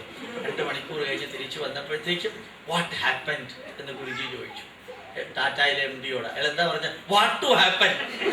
അതായത് 2 മണിക്കൂർ പച്ച നിലത്തിൽ എന്നെ പിടിച്ചിരുത്തിയേ, ടാറ്റയിലെ MD പിടിച്ചിരുത്തി. What to happen. ഗുരുജി ചിരിച്ചോണ്ട് പറഞ്ഞു അത്ര. Any problem in your office? I don't know, so many problems. Mobile phone തിരിച്ചു കൊടുത്ത് വിളിക്കാൻ പറഞ്ഞു. ഇങ്ങനെ സെക്രട്ടറിയെ വിളിച്ചു. സെക്രട്ടറി എന്ത് പറഞ്ഞു? There is absolutely no problem. ഓഫീസിൽ ഒരു പ്രോബ്ലം ഇല്ല. അപ്പോൾ ഇയാൾ ഗുരുജിയോട് പറഞ്ഞു, there is no problem in the office. So whenever you are there are problem. So you are creating problem. So you are creating problem, not that problem is there. നമ്മൾ പറയുന്നു പലരും പ്രോബ്ലം ക്രിയേറ്റ് ചെയ്യുന്നു. അല്ല, problem create ചെയ്യുന്നത് നമ്മൾ തന്നെയാണ്. മിക്കവാറും നമ്മൾ തന്നെയാണ് പ്രോബ്ലം ക്രിയേറ്റ് ചെയ്യുന്നത്. നമുക്ക് ഈശ്വരന് ഒരു വലിയ കഴിവ് തന്നിട്ടുണ്ട്. പലതും ഷോക്ക് അബ്സോർബ് ചെയ്ത്, ചിലതൊക്കെ അഡ്ജസ്റ്റ് ചെയ്ത്, ഇതൊക്കെ എടുത്തും കൊടുത്തും കൊണ്ട് ഭംഗിയായിട്ട് മുമ്പോട്ട് പോകാൻ. പലപ്പോഴും നമ്മൾ അതല്ല ചെയ്യുക. ഒരാൾ ചെറുതായിട്ട് എന്തെങ്കിലും പറയും, നമ്മൾ അതിനെ കൂടി മൈക്രോഫോണിലൂടെ എടുത്ത് അപ്പുറത്തേന്ന് പറയും. അതും കൂടി ചേർത്ത് കുറച്ചും കൂടി എൻ്റെ വകയും കൂടി ചേർത്തിട്ട് നല്ല രീതിയിൽ ഉപ്പുമാങ്ങയും കടുവറുത്തിട്ട് മറ്റേ ആൾക്കൊട്ട് കൊടുക്കും. അപ്പോൾ മറ്റേ ആൾ ഇത് പറയും, ആദ്യം പറഞ്ഞാൽ എനിക്ക് അപ്പോഴേ അയാളെ അറിയാം, അയാൾ ശരിയല്ല എന്നറിയാം. അയാൾക്ക് സന്തോഷമായി. എന്താ കാരണം? നമ്മൾ സംസാരിക്കാറുണ്ടില്ലേ, മോഹൻലാലിനെയും മമ്മൂട്ടിയെയും കുറിച്ച് സംസാരിക്കുമ്പോൾ എന്താ പറയുക? മോഹൻലാലിൻ്റെ അഭിനയം അതിഗംഭീരാണ് അല്ലേ? വിയറ്റ്നാം കോളനിയിലെ മോഹൻലാലിൻ്റെ അഭിനയം, ദേവാസുരത്തിലെ അഭിനയം കലക്കൻ. സൈനസ് അബ്ദുള്ളയിലെ മോഹൻലാലിൻ്റെ ആ കൈതപ്പുറമായിട്ടുള്ള ഡിസ്കഷനൊക്കെ എന്തൊരു കലക്കൻ അഭിനയമാണ്. ഇതൊക്കെ പറഞ്ഞ് വിസ്മയത്തുമ്പത്തെത്തിയിട്ട് ഇതൊക്കെ എത്തിക്കഴിഞ്ഞിട്ട് അവസാനം കേട്ടുകൊണ്ടിരിക്കുന്ന ആളിങ്ങനെ കടിച്ചു പിടിച്ചിരിക്കുക. ഇനി ആൾ അവസാനം എന്താ പറയാൻ പോണേ? അവസാനം ഒരു പറച്ചിലുണ്ട്, ഇങ്ങനെയൊക്കെ ആണെങ്കിലും മോഹൻലാലിൻ്റെ തടി ശരിയല്ല കേട്ടോ, കൂടെ ചക്ക മാതിരിയുള്ള തടി, മോഹൻലാൽ ശരിയല്ല. ഓ, കേട്ട ആൾക്ക് സമാധാനമായി. കുറേ അധികം പോസിറ്റീവ് പറഞ്ഞിട്ട് ഒരു നെഗറ്റീവെങ്കിലും പറഞ്ഞല്ലോ. ഞാൻ വിചാരിച്ചു താൻ മൊത്തം പോസിറ്റീവാണ് പറയാൻ പോകുന്നത്. അപ്പം നമുക്ക് പോസിറ്റീവിന് ഇടയ്ക്കിടയ്ക്ക് മുൻകൂർ ജാമ്യം എടുക്കുന്ന നെഗറ്റീവും കൂടി പറയണം എന്നുള്ളൊരു ശീലമാണ്. അതുകൊണ്ടായിരിക്കാം പരശുരാമൻ കേരളം ഉണ്ടാക്കിയപ്പോൾ കോടാലി ഉപയോഗിച്ചത്. നമ്മുടെ സ്വഭാവത്തിന് പറ്റിയ ഒരു ആയുധം അവിടെ നിന്നിറങ്ങി ഇങ്ങറ്റം വരും. ലോകത്തിലെ ഏതെങ്കിലും രാജ്യം കോടാലി എറിഞ്ഞുണ്ടാക്കി അത് എത്ര കറക്റ്റായിട്ടാണ് അങ്ങേര് അന്ന് തന്നെ അത് കണ്ടെത്തിയത്. അത് മാത്രമല്ല, ആരെങ്കിലും കന്യാകുമാരി നിന്ന് കേരളത്തിലേക്ക് കയറിയാൽ ആദ്യം കയറുന്ന സ്ഥലത്തിന്റെ പേര് പാലശാല. കറക്റ്റായിട്ടാണ് എല്ലാം ചേർന്ന് വരുന്നത്. നമ്മളിലെ കുറേ കുറവുകളൊക്കെ അതിൻ്റെ അർത്ഥം നമ്മൾ ബിയോണ്ട് ഹ്യൂമൻ ബീയിങ്സ് ആണെന്നല്ല. പലരും പറയാറുണ്ട് after all we are human beings. No, it is wrong. After all we are human beings അല്ല, before all we are human beings. After all അല്ല, ബിഫോർ ഓൾ ആണ് നമ്മൾ ഹ്യൂമൻ ബീയിങ്സ്. നമുക്ക് എല്ലാ പരിമിതിയുണ്ട്. പക്ഷേ ഒരു വലിയ ദൗത്യം നമ്മൾ ചെയ്തുകൊണ്ട് പോകുമ്പോൾ നമ്മളുടെ ബിഹേവിയർ കണ്ടിട്ടാണ് പലപ്പോഴും എല്ലാവരും ആർട്ട് ഓഫ് ലിവിങ്ങും അല്ലെങ്കിൽ സുദർശനക്രിയയും ഗുരുജിയുടെ മിഷനും എല്ലാവരും ഇവാലുവേറ്റ് ചെയ്യുന്നത്. സാധാരണ പറയാറുണ്ട്, my life is my mission and my life is my message എന്ന് പറയാറുണ്ട്. ഇപ്പം പല ഗുരുക്കന്മാരും പറയുന്നത് അങ്ങനെയല്ല, your life is my message. എൻ്റെ ലൈഫല്ല മെസ്സേജ്, നിങ്ങളുടെ ലൈഫാണ് എൻ്റെ മെസ്സേജ് എന്ന് ഗുരുജി നിങ്ങളോട് പറഞ്ഞു എന്ന് വിചാരിക്കുക, നമ്മളോട് പറഞ്ഞു എന്ന് വിചാരിക്കുക. Your life is my mission. അപ്പോൾ പരദൂഷണം പറയാൻ പറ്റില്ല, അസൂയ കുശുംബ കുനിഷ്ട അല്ലേ? എൻ്റെ മുമ്പിലുള്ളവർ ആരും ഉണ്ടാവില്ല. എത്ര ടെൻഷനുള്ളവരും എത്ര ടെൻഷൻ ഉണ്ടാക്കിയവരും ആരും ഈ ഭൂമിയിൽ പെർമനൻ്റ് അല്ല. ശ്രീകൃഷ്ണൻ, യേശു ക്രിസ്തു, മുഹമ്മദ് നബി പോലും പെർമനൻ്റ് ആയിരുന്നില്ല. അവരും തിരിച്ചുപോയി, നമ്മളും തിരിച്ചു പോകണം.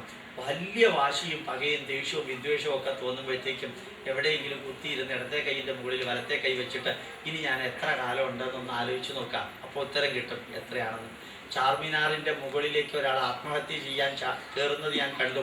ഞാൻ PhD എടുത്തത് ഹൈദരാബാദിൽ CSIR ലാബറട്ടറിയിലാണ്. ഒരാൾ ചാർമിനാറിൻ്റെ മുകളിലേക്ക് ഓടിക്കേറി, ഒരു തെലുങ്കൻ. അവിടെ നിന്ന് ഞാൻ ചാടുകയാണെന്ന് പറഞ്ഞ് രണ്ട് കയ്യും ഇങ്ങനെ നീട്ടി ഒരു ചാട്ടം ചാടി ആത്മഹത്യ ചെയ്യാൻ. അയാൾ എന്ന് വീണത് സർദാർജിയുടെ തലയിൽ. സർദാർജി മരിച്ചു, മറ്റാൾക്കൊന്നും പറ്റില്ല. അപ്പോൾ മരിക്കാൻ വേണ്ടി എടുത്ത് ചാടിയവനൊന്നും പറ്റില്ല. പാവപ്പെട്ട വഴിയെ കൂടെ പോകുന്ന സർദാർജി. അപ്പൊ നമ്മളെപ്പോഴാ തീരുക എന്നുള്ളത് അറിഞ്ഞൂടാ. ചിലപ്പോൾ നമ്മളൊക്കെ മരിക്കണം എന്ന് പറഞ്ഞ് കെട്ടുമറക്കി ഇറങ്ങിയാലും മരിച്ചു എന്ന് വരില്ല. ചിലപ്പോൾ ഒന്നും വേണ്ടാന്ന് പറഞ്ഞ് ഇറങ്ങുമ്പോഴായിരിക്കും നമ്മൾ തീർന്നു പോകുന്നത്. അപ്പോൾ ഈ ജീവിതം എന്ന് പറയുന്നത് വളരെ പെർമനൻ്റ് ഒന്നും അല്ല. നമ്മൾ ധരിക്കുന്നു ഇതിലൊക്കെ എന്തൊക്കെയോ ഉണ്ട്. വളരെ സിമ്പിളാ, എപ്പോഴാ തീരണേന്ന് അറിഞ്ഞൂടാ. ചിലപ്പോൾ കഴിക്കുന്ന ഭക്ഷണം, നമ്പൂതിരിമാർ പണ്ട് ആചാരത്തിൽ ഇങ്ങനെ ഊണ് കഴിക്കുന്നതിനിടയ്ക്ക് വലത് സൈഡിൽ ചോറ് വയ്ക്കും. യമായ ധർമ്മരാജായ മൃത്യവേച്ച അന്തകായച ഒരു മന്ത്രമുണ്ട്. 16 പര്യായമാണ് യമധർമ്മരാജാവിൻ്റെ. ചോറ് വയ്ക്കുന്ന സമയത്ത്, ഊണ് കഴിക്കാൻ സമയത്ത് ചട്നിയും മോലിനും എരിശ്ശേരിയും പുളിശ്ശേരിയും തലശ്ശേരിയും കൊലശ്ശേരിയൊക്കെ ഇട്ട് ഊണ് കഴിക്കാൻ പോകുമ്പോഴാണ് ഈ ചോറ് വയ്ക്കുന്നത്. അപ്പം നമ്പൂതിരിയോട് ചോദിക്കുക, എന്തിനായി ചോറ് വയ്ക്കുന്നതെന്ന്. ബാലകൃഷ്ണ, ഒരുറപ്പുമില്ല, ഇത് തിന്നുന്നതിന് മുമ്പ് എന്നെ കൊണ്ടുപോകില്ല എന്ന് പ്രാർത്ഥിക്കുകയാണ്. ഇത് തിന്നുന്നത് വരെയെങ്കിലും എന്നെ കൊണ്ടുപോകരുതെന്ന് പറയാനാണ് ഈ 16 പ്രാവശ്യം പേര് പറഞ്ഞ് ഈ ചോറ് വയ്ക്കുന്നത്. നമ്മുടെ കാര്യമോ ഇതൊക്കെ ഒരു ഉറപ്പുമില്ല, എപ്പോൾ വേണമെങ്കിലും നമ്മൾ പോകാം. അങ്ങനെയുള്ള നമ്മൾ ഈ ഭൂമിയിൽ പെർമനൻ്റ് ആണെന്ന് ധരിക്കുകയോ നമ്മൾ എന്തെല്ലാമാണെന്ന് ധരിക്കുകയോ ചെയ്യുന്നത് നമുക്ക് പറ്റുന്ന അബദ്ധമാണ് എന്ന് ഓർമ്മിക്കുക. നിമിത്തമാത്രം ഭവ സവ്യസാചിൻ. We are only the tool in the hands of the omnipotent, omnipresent divine power. We are nothing. നമ്മൾ ഒന്നുമല്ല ശരിക്കും. അപ്പോൾ നമ്മളുടെ ജീവിതത്തിൽ എത്ര കാലം നമ്മൾ ജീവിക്കുന്നുവോ അത്രയും കാലം ഗുരുജി നമ്മളെ നയിക്കാൻ മുമ്പിലുണ്ട്. ആ മുമ്പോട്ടുള്ള പ്രയാണത്തിൽ നമ്മൾ കേൾക്കുന്നത് നന്മ നിറഞ്ഞതായിരിക്കണം, കേൾപ്പിക്കുന്നതും കാണുന്നത് നന്മ നിറഞ്ഞതായിരിക്കണം, കാണിപ്പിക്കുന്നതും സംസാരിക്കുന്നത് നന്മ നിറഞ്ഞതായിരിക്കണം, സംസാരിപ്പിക്കുന്നതും ചിന്തിക്കുന്നതും ചിന്തിപ്പിക്കുന്നതും പ്രവർത്തിക്കുന്നതും പ്രവർത്തിപ്പിക്കുന്നതും. ഇതാണ് യഥാർത്ഥത്തിൽ അപ്ലൈഡ് സ്പിരിച്വാലിറ്റി. പ്യുവർ സ്പിരിച്വാലിറ്റി എന്താണെന്ന് നിങ്ങൾ പഠിച്ചു. ആദ്യം ഞാൻ പറഞ്ഞത് നിങ്ങൾക്കറിയാമെന്ന് ഞാൻ വിശ്വസിക്കുന്നു. Experienceable knowledge, experimentable knowledge, modern knowledge and value based knowledge, ancient knowledge and physical modern knowledge. ഇതെല്ലാം ഭാരതത്തിൽ നിലനിന്നിരുന്നു. അതുപോലെ നമ്മൾ രണ്ടാമത്തെ ഭാഗത്തിൽ പഠിച്ചത് പ്രജ്ഞാനം ബ്രഹ്മ, അഹം ബ്രഹ്മാസ്മി, തത്വമസി, അയമാത്മാ ബ്രഹ്മ. 4 മഹാവാക്യങ്ങൾ. അതുമായി ചേർന്ന് കുറേ കാര്യങ്ങൾ ഞാൻ പറഞ്ഞിരുന്നു. അഞ്ചാമതായിട്ട് ഞാൻ പറഞ്ഞത് മഹാനാരായണ ഉപനിഷത്തിലെ വരികൾ.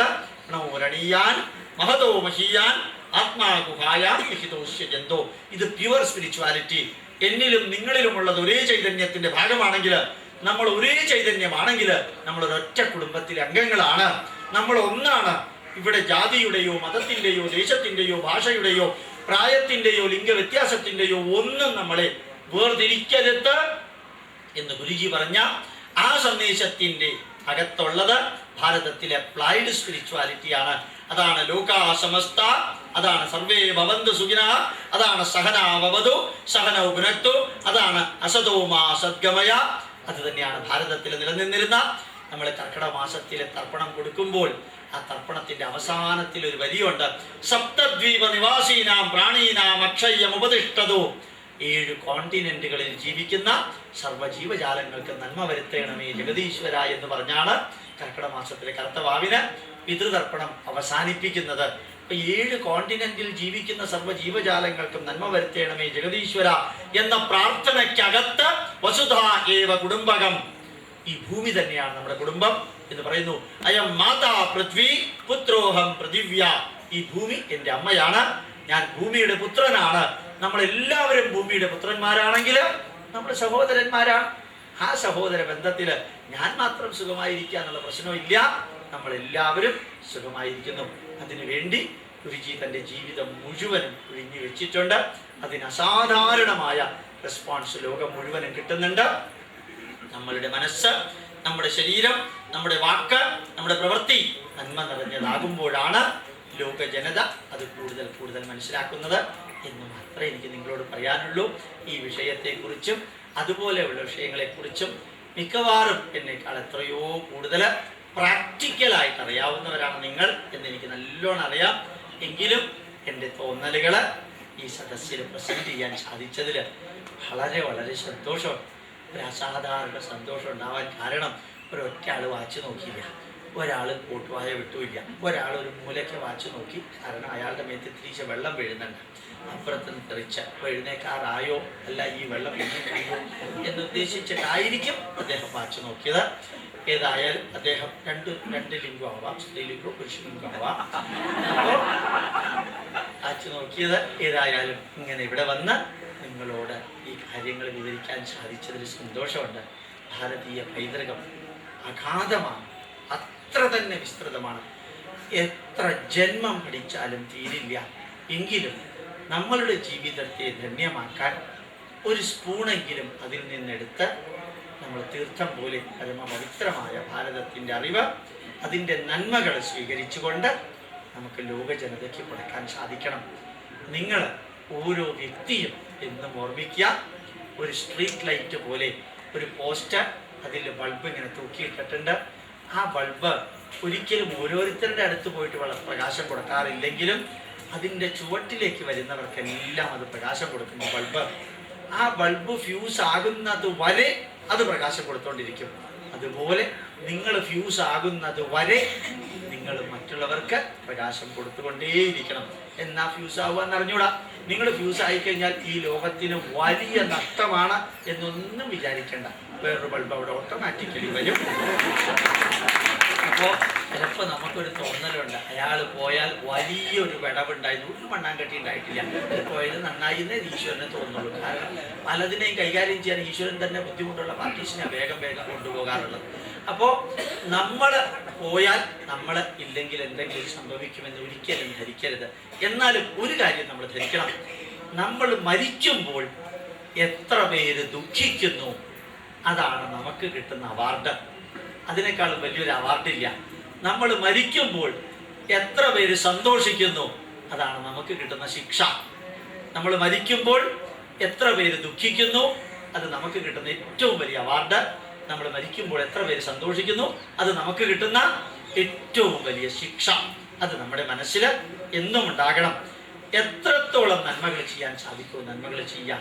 ഒരു കാര്യം കൂടി എൻ്റെ തോന്നൽ പറയാൻ, ലോകത്തിൽ പലതും നടക്കുന്നുണ്ടാവും, അതിൻ്റെ എല്ലാം ഉത്തരവാദിത്വം നമ്മുടെ തലയിൽ കയറ്റി വെച്ചിട്ട് നിങ്ങൾ കരയാനോ ദുഃഖിക്കാനോ നിൽക്കരുത്. സാറ് കണ്ടോ ഇന്നത്തെ പത്രത്തിൽ എന്താ പറയുന്നത്, ആസാമിൽ 5 ബോംബാ പൊട്ടിച്ചത്. ഞാൻ പറയാറുണ്ട്, ഞാനല്ല പൊട്ടിച്ചത്, എനിക്കത് യാതൊരു ഉത്തരവാദിത്വമില്ല. അതും ആലോചിച്ചുകൊണ്ട് കരയാനും എനിക്ക് നേരമൊന്നുമില്ല. എൻ്റെ ഭാഗത്തു നിന്ന് നിർബന്ധമായും നെഗറ്റീവ് ഉണ്ടാകരുത് എന്നുള്ളതുണ്ട്. പലപ്പോഴും നമ്മൾ മറ്റു പലതിനെയും ചിന്തിച്ച് വേവലാതിപ്പെടുന്നു. അതിൻ്റെ അർത്ഥം ഭാരതത്തിൽ നടക്കുന്ന ഒന്നിനോടും എനിക്ക് ബന്ധമില്ലെന്നല്ല, ഭാരതത്തിൽ നടക്കുന്ന തിന്മകൾക്ക് എനിക്ക് വേദനയില്ലെന്നല്ല. പക്ഷെ അതിൻ്റെ അപ്പുറത്തേക്ക് എനിക്ക് ചെയ്യാനുള്ളയിടത്തോളം കാലം നന്മകൾ ചെയ്തുകൊണ്ട് ആ നല്ല സന്ദേശങ്ങൾ വാരി വിതറി എറിഞ്ഞുകൊണ്ട് നമുക്ക് മുമ്പോട്ട് പോകാൻ സാധിക്കണം.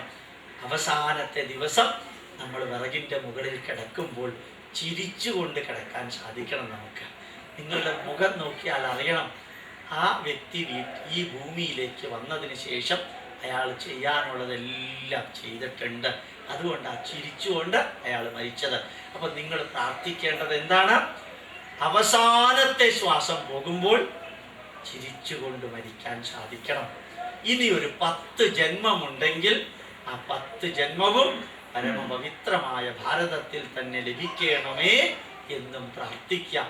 മാവോ സേത്തും സർദാർ KM പണിക്കരോട് പറഞ്ഞത്, ഇനി ഒരു ജന്മം എനിക്കുണ്ടെങ്കിൽ ഗംഗാനദീ തീരത്തെ ഒരു പുൽക്കൊടിയായിട്ടാണെങ്കിലും ജനിക്കണമെന്നാണ് എൻ്റെ ആഗ്രഹം. മാവോ സേത്തുങ് പറഞ്ഞതാ.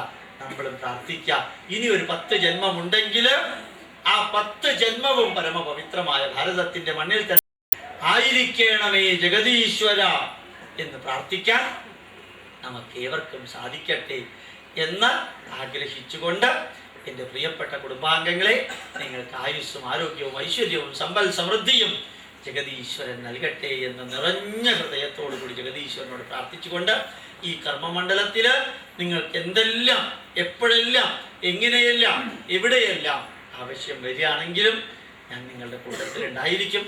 കുറേ കർമ്മങ്ങൾ ഇങ്ങനെ ചെയ്തുകൊണ്ട് പോകുന്ന കൂട്ടത്തിൽ ഒരു രസകരമായ ജീവിതം, ഒറ്റ ആഗ്രഹമേ പറയാറുള്ളൂ. എവിടെയെങ്കിലും അടിച്ചു പൊളിച്ച് പ്രഭാഷണം നടത്തിക്കൊണ്ടിരിക്കുമ്പോൾ അവസാനത്തെ ശ്വാസം വന്ന് അവിടെ തീരണം. ഇങ്ങനൊരു ആഗ്രഹം ഞാൻ ഈശ്വരനോട് പറയാറുള്ളൂ. വേറൊരു ആഗ്രഹം എനിക്കില്ല. അത്രയും സന്തോഷം തോന്നാറുണ്ട് പല സ്ഥലത്തും പ്രഭാഷണം കഴിഞ്ഞ് ഇറങ്ങുമ്പോഴത്തേക്കും. ഓർമ്മിക്കുക, നമ്മളുടെ ജീവിതം കൊണ്ട് നമ്മളും നമ്മുടെ കുടുംബവും നമ്മുടെ സമൂഹവും നമ്മുടെ രാഷ്ട്രവും ധന്യമായി തീരട്ടെ. ഈ രാഷ്ട്രം ലോക ജനതയുടെ മുമ്പിൽ അത്യുജ്വലമായ ഒരു സ്ഥാനം അലങ്കരിക്കട്ടെ എന്ന് പ്രാർത്ഥിച്ചുകൊണ്ട്, 21ാം നൂറ്റാണ്ട് ഭാരതത്തിൻ്റെതാണ് എന്ന് സ്വാമി വിവേകാനന്ദൻ പറഞ്ഞ ആ വരി അന്വർത്ഥമായിക്കൊണ്ട് ഭാരതത്തെ ലോക ജനത 2 കൈയും നീട്ടി സ്വീകരിക്കുന്ന ആ കാഴ്ച കാണാൻ ഭാഗ്യം കിട്ടിയവരാണ് നമ്മൾ എന്ന് ഓർമ്മിപ്പിച്ചുകൊണ്ട്, ഈ കാര്യങ്ങളെല്ലാം ഇവിടെ പറയാൻ എനിക്ക് അവസരം നൽകിയ ആർട്ട് ഓഫ് ലിവിങ്ങിൻ്റെ സംഘാടകർക്ക്, പ്രവർത്തകർക്ക്, മാന്യ ശ്രോതാക്കൾക്ക് നിറഞ്ഞ ഹൃദയത്തോടു കൂടി വാക്കുകൾ കൊണ്ട് വിവരിക്കാൻ സാധിക്കുന്നതിലപ്പുറത്തുള്ള വികാരത്തോടു കൂടി ഞാൻ നന്ദി പറയുന്നു. എൻ്റെ പ്രണാമം പ്രണാമം പ്രണാമം.